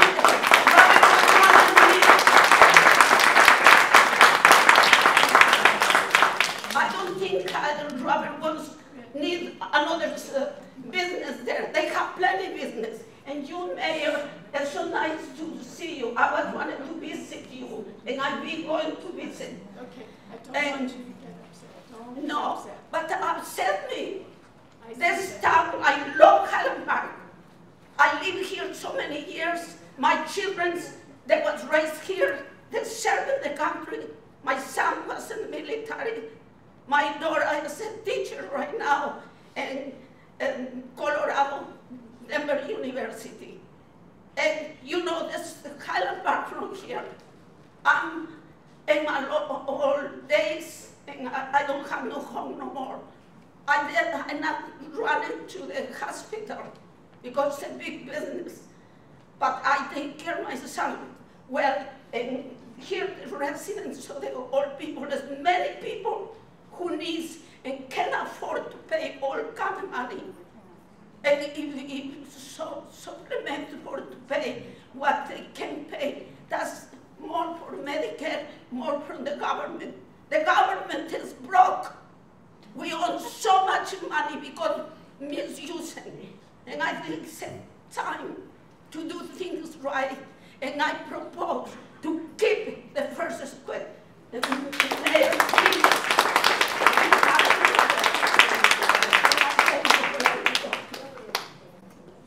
Mayor, can I have a microphone?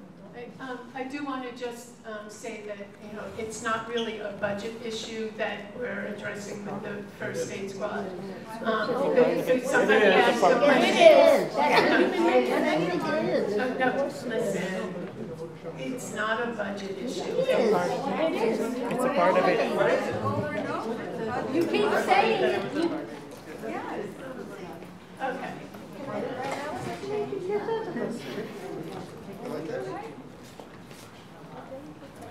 Thank you.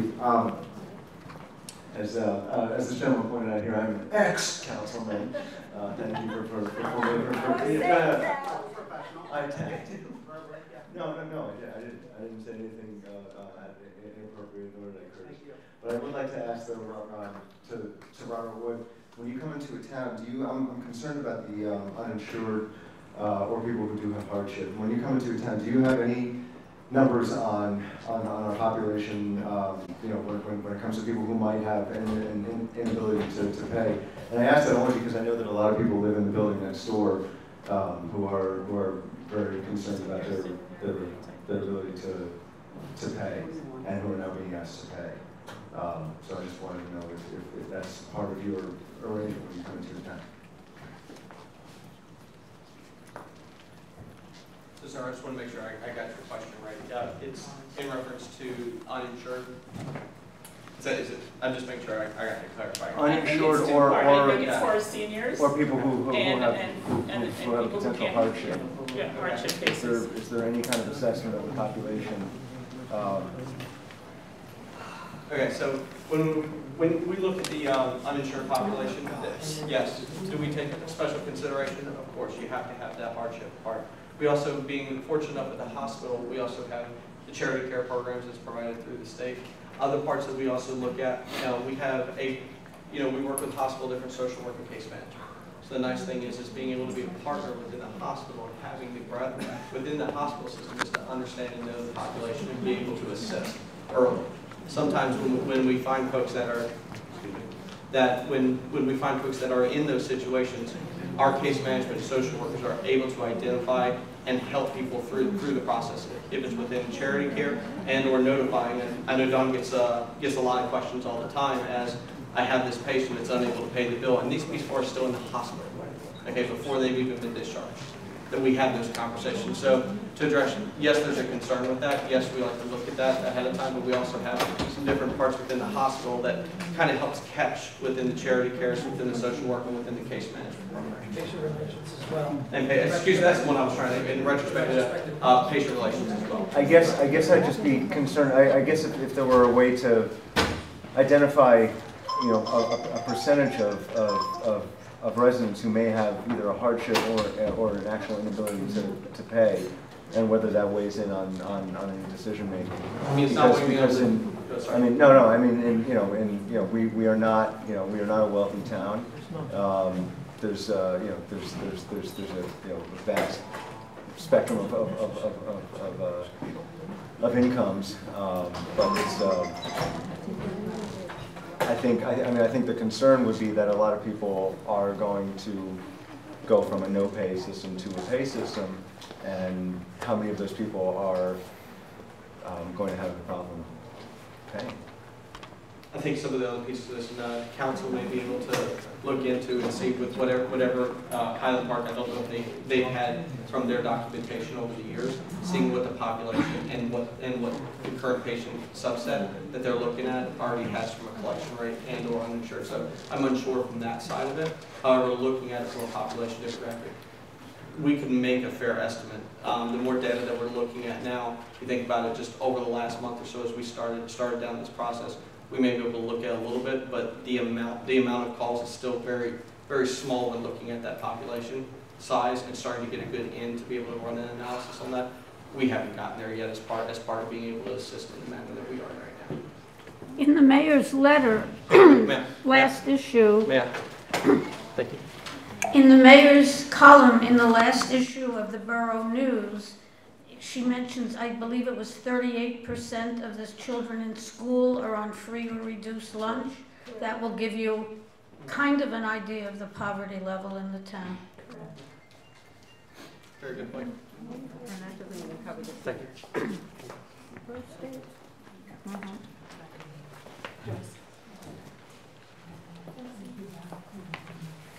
How many contracts does Robert Wood have with other towns? So I've got a couple. So how many contracts do you guys have with other towns? Currently, we're providing service in 12 other townships. Okay. How long have you been doing that, and have any of those contracts been up for renewal? Yes, a number of the contracts have been up for renewal. Our longest running contract is with Hamilton Township in Mercer County. Though we've also been providing lengthy service in Somerset County through the shared services agreement there. How many of those contracts that you've had over the years, have any of them not been renewed? Hey guys, can you keep it down over there? I think only, I can answer that. So during the merger, Somerset was only South Plainfield, but other than that, we were just re-awarded that. Right, and the other one is the... How many were not renewed? I wasn't sure what your answer was there. Yeah. East Brunswick was a handshake service. Okay, let's see, during the merger with Somerset, Somerset Hospital was managing the South Plainfield during the merger side. They decided to go with JFK during that, and we were just re-awarded this past year being with South Plainfield. We stepped in on a handshake agreement with East Brunswick, but during that time, we had a fault with our bid, and we were not selected and or awarded within the bid for East Brunswick, so Atlantic through St. Peter's Hospital was awarded that. I believe somebody brought up Old Bridge just a second ago here, but I believe that may have been, it was way before my time. So that's the best way I can So there's actually 2 contracts haven't been renewed. One was because of a merger, and one was because you messed up on the contract. Well, We never had a contract. We stepped in. I'm sorry, did. We stepped in to help them out on the handshake. Yep, the squad there gave them 5 days notice in East Brunswick, and we were able to step in overnight. We provided the service there for 16 months, and yes, the way that we had read the bid, that was our fault on that. So, thank you. I'm going to do 2 more questions, and then we're going to turn it over to the first aid squad. I would like to know if at first it was presented that this was a budget issue, and now it is not a budget issue. So I'd like to know, and I think we all need to know what the issue is, and how these things get in a democracy, how they get decided in a way that is clearly against all of what we want. Okay, so that's a good question. And I want to clarify a couple of things. I said it was not a budget issue. I meant, when I said that, the budget was not the reason that we first looked into this, okay? There were reports on the amount of time that it was taking for calls to be answered. And part of that problem is sometimes the first aid squad doesn't have a staff available to answer the calls. So as we were discussing before, in the past, there was a system where you wait 4 minutes, give it another minute, and then wait another 2 minutes, 3 minutes, so 7. So 7 minutes before we then go for mutual aid. So when in looking, and I know except if it's life-threatening, then ALS dispatch the absolutely, absolutely. If the person calls it in, it's life-threatening, and so that 7 minutes was adding to the time for the standard, which is 10.59 minutes. That's the standard used in most of New Jersey for response time. So and I know I'm talking about response times that we've seen, but they are public record, and we'll get the police all the information, and we'll separate it by day and night and all of that. But that was leading to, since January through May, to over 57% of the calls exceeding the 10.59 standard that is an allowable or acceptable kind of standard. Now, some of them may have been special service calls, or whatever you call it, when you can't go with sirens. That is another situation which slows the response time down a bit. But I don't know if all of them were that. We don't have the accurate, the exact numbers on how many were special. What do you call those calls? EDPs. EDPs. So without having all that information, we just went ahead and changed the way things are done? So there, is that it? No, there were other situations that are kind of personal situations, and I don't know, if this is something that we should necessarily, I mean, you can ask them, but I'm not comfortable. I'm not comfortable discussing some of them. Well, I think that this is an issue that is of public concern, and we need to be satisfied that there is a really good reason to do it. Yeah, let me put it this way. So the response times were a concern. But we don't know that for sure, because we haven't Well, we looked know at the that data the times exceeded the 10.59 minutes. But we don't know why. 57% right, of the there time. might be sustainable reasons for that, not all calls Right. are for that. Right. Okay, Right. so we don't know for sure that, for that. All I know is looking at the raw numbers, 57% of the time, the calls exceeded the 10.59 acceptable rates, okay? So that is, just let me finish and then building, okay? So there are some other issues that we've discussed with the leadership of the first aid squad that are managerial, I would say, that we're Not fixable. Not fixable. we want to work with them on that. Okay, well, it seems like they are more than willing to do the work. We are more than willing to have the work. The budget is not an issue. The amount of taxes that we would pay on it is negligible. And so I don't understand. I don't want to mislead you that the budget is not a total issue. Of course, as I said before, with less money coming in from the state, but $24,000, $30,000 is a tiny bit of money. It's a tiny bit of money. Insurance coverage and right, but yes, but that you will continue to have. You are still paying that anyway. All of those other costs that were mentioned here really are not part of this. So we are talking about a very, very fuzzy kinds of reasons and reasons that are not.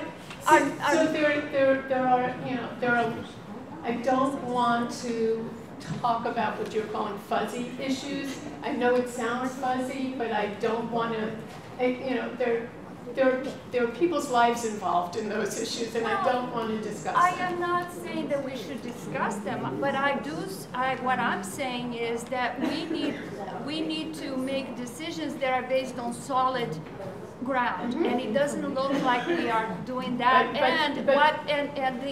The budget part is something that it's negligible in terms of taxes, but it is not negligible for the people who need the squad. Right. We would never leave our residents without first aid services, okay? That's never going to happen. Yes, but if that's never going to happen. So I don't want you to think. That's right. It's $1,000 per trip that is scaring people. $1,000 is going to be and I have to tell you, as they have said over and over again, we have to build certain conditions into whatever agreement we come up with that does not put an economic burden on our residents. Clearly, right? We're all there. We're all there. They're there too. I'm familiar with companies, with collection companies, with billing companies. That is the whole reason why there's a third-party company billing you, and they don't. And for an elderly person to get involved in all of that stuff it's just why? Why are we doing this? We're a community. We're not saying we want to do that to the residents. Where's the compelling reason? Exactly. Compelling reason. There should be a compelling reason to make the change. What is it? $30,000 is not it, and fuzzy business relationship is not it.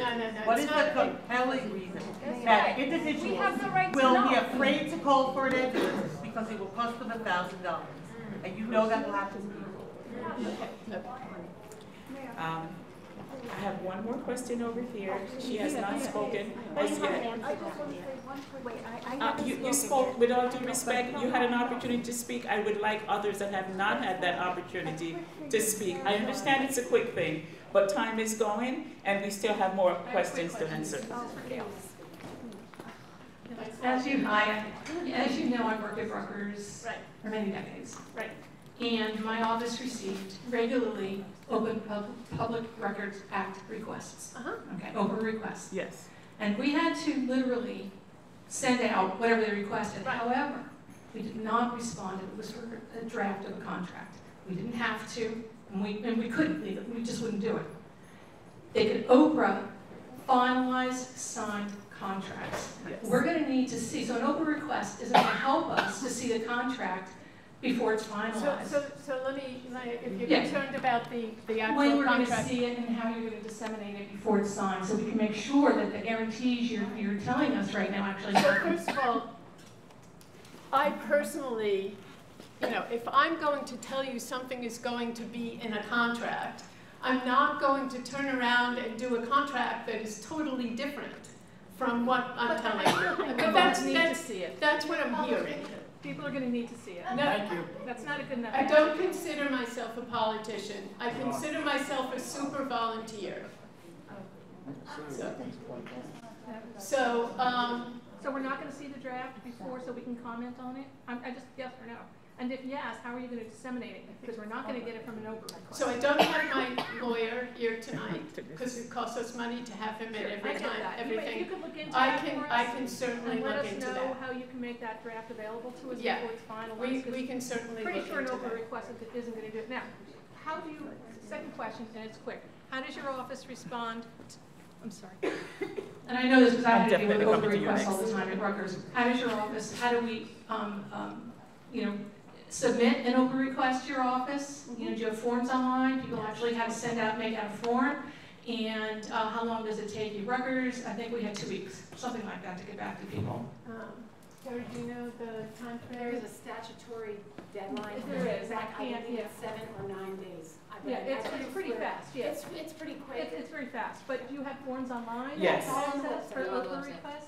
Yeah, the forms are online and anyone can go and put in an open request. Knows, we can request communications as well and emails and things like that. We can get all the information we want via an open request. Believe me, I know from personal experience. So, just saying. My name is Debbie Brown, and I think I'm the elephant in the room.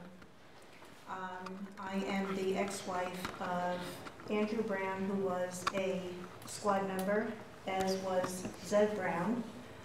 Both of them were fired from the squad. I look at who's here currently, and I don't see Patrick Bowinger, I don't see the Lewiters, I don't see Yeshana Lewiter, I don't see half of the leadership that was the squad. And the reason for that is because they either quit or they were fired. The squad does wonderful things for the community. I've been living here for 35 years, and the squad has been a very large part of the community. I've seen it grow, but I've also seen it collapse. And if any of you are wondering why there are so few people available during the day to take your calls, it's because there's nobody left on the squad. They have all gone to the fire department as volunteers, or they have gone to Hatsala. So if you have any questions, don't ask the mayor, and don't ask Robert Wood Johnson, and don't ask anybody about budgeting. You can ask the current leadership now why so many people have left the squad. Thank you. By the way, Mr. Brown is a At this time, we close the question and answers for Robert Wood Johnson and Barnabas, and I would like to thank you guys for coming in and answering the questions and providing us information. Thank you so much. Thank you. And at this point, I'm going to turn it over to the squad for any questions or comments that they want to make. We have a question. Let the people ask the question. They want, okay, somebody just want to raise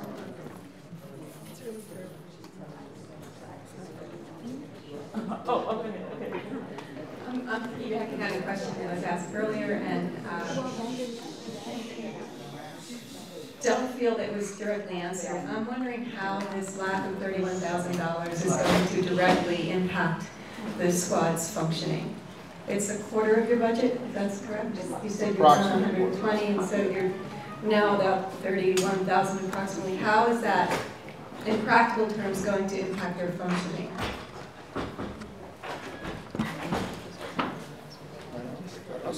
Who's that question for? Well, I don't know. I don't know. Whoever has the answer? That sounds like a squad question. Okay. So just real quick, we are carrying over $400,000 mortgage on our building that we were forced to repair and fix. Those buildings were built for Cadillacs, not for trucks.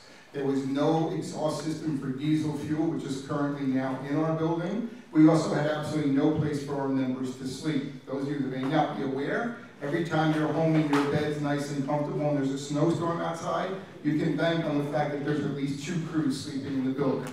We also added a generator to our building so that we could be used as a light and a warming and a charging center should, God forbid, we ever have another storm like Sandy. So that's part of our budget. We also used to get new ambulances every 3 years.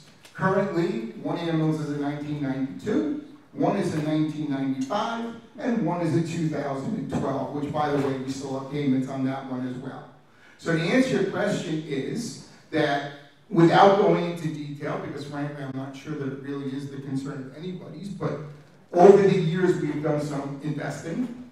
So we could survive for approximately a year if the town was trying to get its act together and then came back to us. We would be able to survive the year 2018. I can't promise after that. But our expenses are tremendous. And to answer the question of Robert Wood, no, we don't have electric cots. I can't see spending $10,000 to $12,000 on a cot. We don't have fancy equipment. We have manpower, we have back power, and we have lifting power. And we do that because we care about our residents. That's why we're here.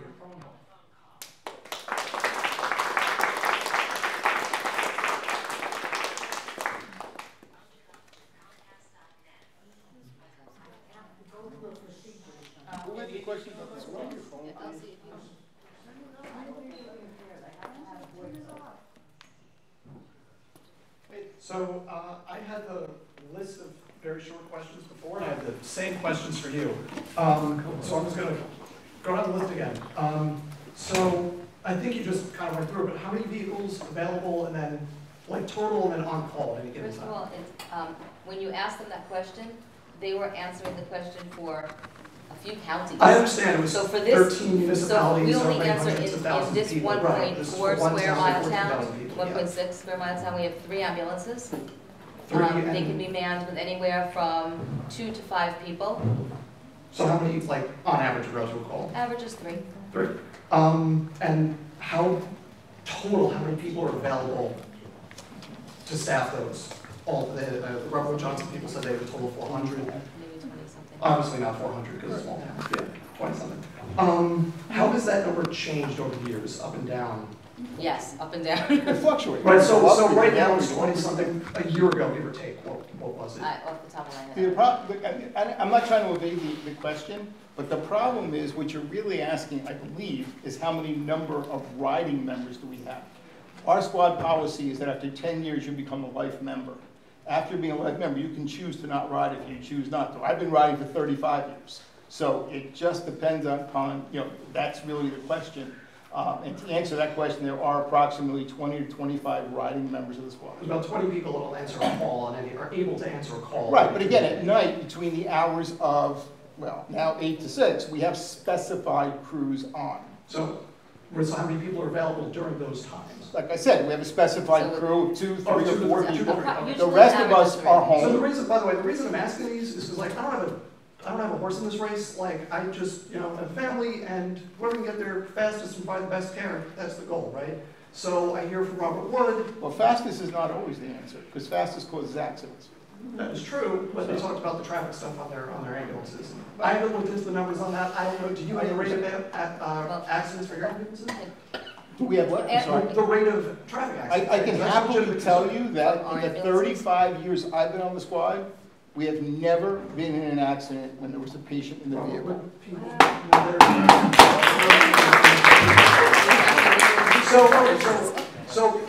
Let's see. And so when you get a call, are the people on site with the ambulance, or are they somewhere else to get to the ambulance? Yes and no. So sometimes some people are on site. It depends on who the crew is and what time of day it is. During the day, there are often people who are sitting in the building because that's what they choose to do, or they can answer from home. At night, there are certain crews who stay in the building, and there are certain who answer from home. So you're given 4 minutes. Not a solid answer. So the last question, because I just want to make sure I get a solid answer here, is as far as the staffing fluctuating over time, has there ever been a time when there isn't enough people to answer calls in a reasonable amount of time in the 10 point, whatever it is? Yeah. Okay, so there was a window this year when our membership was very low, and particularly daytime, because look, we're volunteers, which means we all have full-time jobs, and it's very unusual today to have a night job. So there was a stint of time where the mutual aid was getting called very, very frequently. And that's what, what we were trying to discuss, how to fix that, when all of a sudden things got a little wacky. But it's now fixed. It's totally fixed. And it, over time things will change, but there's mechanisms that we can put in place to help some of the problems, should that ever happen. Given that it's a volunteer organization, how can you project, or can you have a mechanism to project membership in the future so we know 6 or 12 months from now? Let me give you an example of how we're proactive, okay? During Passover, a lot of our members go away. So this year, for 2 nights, we were more than sure that we were not going to be able to get crews. We went to our sister squad in Milltown, who came in and slept in our building, answered our calls at no charge to the residents. And that's how we were proactive to work with them to take care of that for us. And yes, we project out, but again, like Robert Wood likes to say, when they say that their members ride 5 shifts, my members have to ride 6 months probation before they're allowed to go out. I shouldn't say that. On average, better than average, 6 months. Once in a blue moon, I'll have somebody who comes in from another squad. Obviously, they don't have to ride a full 6 months. Or if somebody's not ready, they ride longer. Right. But that's how we project out, because we know what our membership is, and each month we have a membership committee that's out there talking to people all the time. I appreciate that, but respectfully, you didn't answer the question, which was, right now there's a lot of activity about this. So like it's getting a lot, we're probably getting an influx of volunteers right now, if I had to guess. I'm privy to the numbers, but I had to guess. How do we know 6 or 8 or 12 months from now that's not going to drop off and we're back in the same situation we were a few months ago? Okay, but the problem is, what you don't understand is we're really not in this situation. We, as well as Robert Wood, they told you tonight as well, they have mutual aid agreements. So do we. One of the areas that we considered as another compromise to the residents who were concerned, instead of waiting 4 minutes, then 3 minutes, we said, wait 4 minutes. If we have not responded, hit mutual aid at the same time you hit us. And if they get there, then we're done. If we're able to take it, we'll take the call. But please remember, we're talking about non-ALS. I'm very sorry if somebody falls down and breaks their arm. 6-minute response time is not going to hurt them. Okay? We need to understand that. ALS is there. Many times in the middle of the night, even though we could be on scene in 5 minutes, Robert Wood's ALS is usually there. And they've already begun care. Now, ALS and BLS have separate jobs. If you're doing CPR, that's BLS's job, not ALS's job. Okay? If we deliver a baby, it's BLS's job, not ALS. They do the advanced stuff. They'll do the medications. They'll do the tubing, whatever. You are not waiting for him. And on top of that, thank God for everybody in this room living in Highland Park. Because your police officers who are trained will be at your front door in less than 90 seconds. They start CPR, they have defibrillators, they have oxygen, they have first aid kits, they know how to use them, and they're excellent at what they do. So they're really the very, very first line of defense. I appreciate all your answers. I didn't quite get all the answers to each of those questions, but thank you. Kelsey?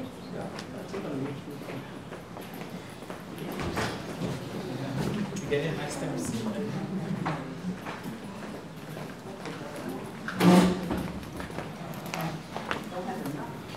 There was one thing that the folks from Robert Wood Johnson mentioned that sounds rather onerous, and that is all the data collection that they said now has to be done for all of the calls.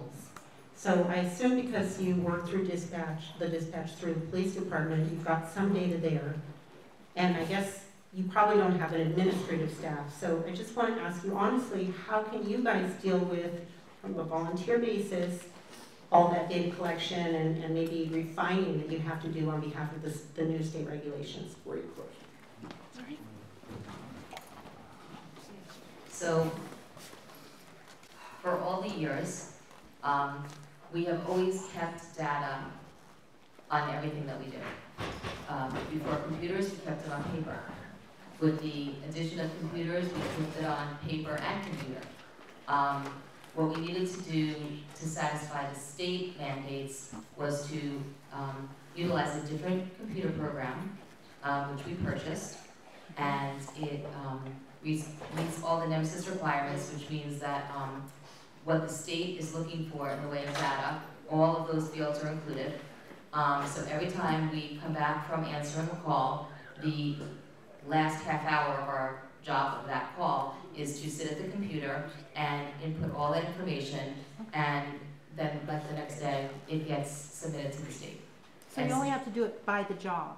We do it by the job. You don't have to do some big analysis? Okay. No, but that's not necessarily what the police have to do. Right, the That's police what have a we little have bit to of a different situation because they don't have to do like what we have to do every time. So now they have to have a way to cull all that data because we have to enter it anyway. You know, we can pull up any kind of report we want. How many calls at this address? How many calls for this squad member? How, you know, we times, things like that. So, so that's the thing. As far as data with response times, we're going to have a problem when people are asking to see the data that the police have collected. Because while their data is accurate data, it's very impure, and I'll tell you what I mean by that. We have a very large number of calls. You know, we pointed this out to the council, and they understood what we were talking about. We have a very, very large number of calls in town that are for people with emotional or psychological problems. But that's the reason for being called as opposed to like a straight up medical problem. It's not our practice to respond to those calls, lights and sirens, for a multitude of reasons. First of all, going lights and sirens is always a danger. Drivers do not always know how to react to lights and sirens. It causes more accidents than going, you know, regular. And you don't want to upset a person who's already in an upset state. So because it's not a medical emergency and all factors point towards it's better to go slowly, that gets factored in to our response time. And I will tell you that to get from the Highland Park First Aid Squad all the way up to Cedar Lane, which is a very big area that we have to go, sometimes without lights and sirens, especially at rush hour, could be, who knows, 20 minutes. So when you average that in, it completely skews the numbers.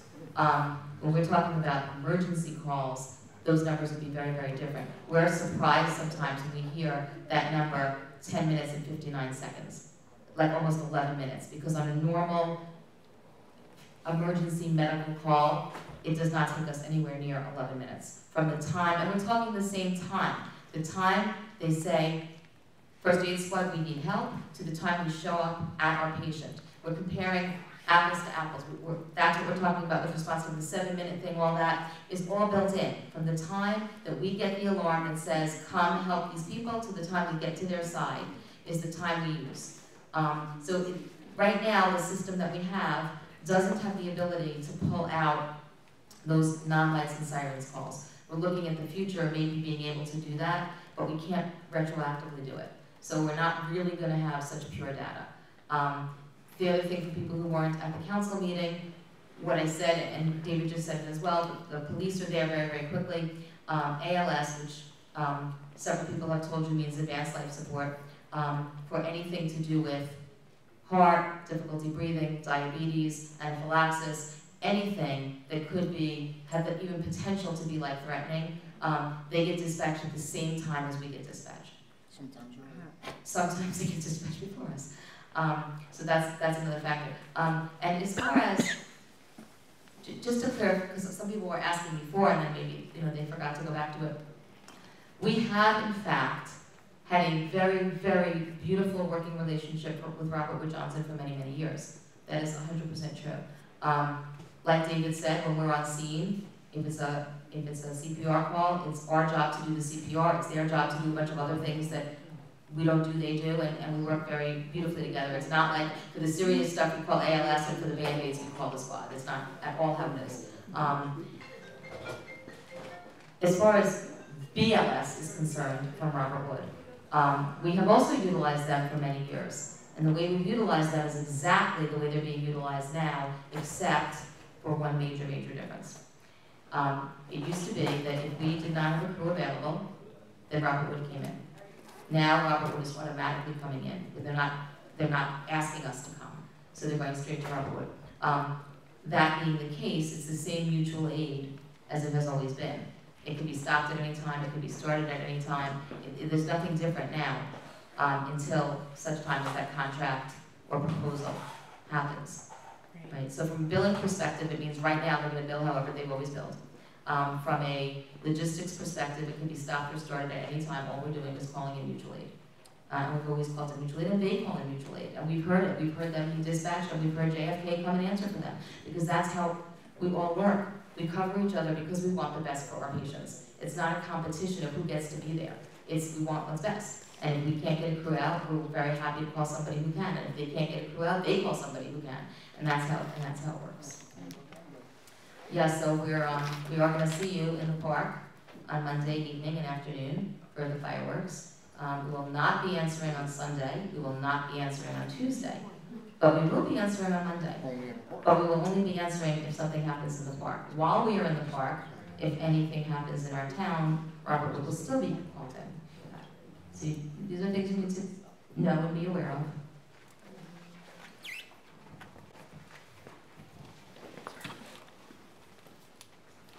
Any additional questions? Here's, I'm sorry.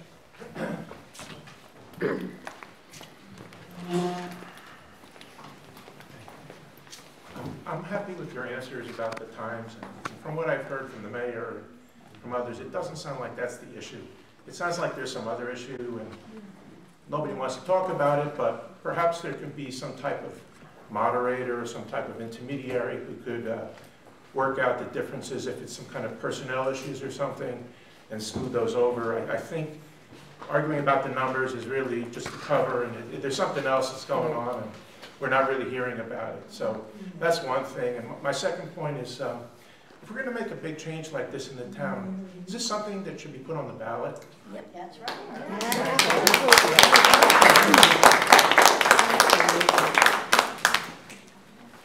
Any additional questions? I think we're going to move towards wrapping up with the floor. So questions? I'm sorry? I'm sorry, with the, in the park, I'm trying to pay attention, but I still don't get it. Maybe it's this ambulance service, maybe it's that one. I would be afraid if something happened in the park. I don't know who's going to be called. So I don't mean any criticism to anybody, but who would be called? We will be there. We will be there. We will be physically Our first aid squad will be not in the flying. park as they've always been for the public holidays. So they will be there, sourcing the town in Donaldson Park for the 4th of July, well, the pre-4th of July celebration that we're having. They're going to be there. So in the park, they're going to be there. Yes, so just to be clear, they are going to be in the park. If you need services and if you're in your home and something happens, you're going to call 911 as usual, and then services will be provided. But they will be in the park providing services. By Robert Wood. If you're in your home and you're not in Donaldson Park and something happens, you push that button and 911 will be called. Okay? Well, I want to thank you for coming out. I hope to see you guys at meeting on Tuesday at 7 o'clock. Can you do a better job? Anybody's looking to sign the petition we do out here. Next, the 10th. July 10th. Yes, it will be posted on our website. Our next council meeting is July 10th. We'll put something on Mixo and in our newsletter. Thank you.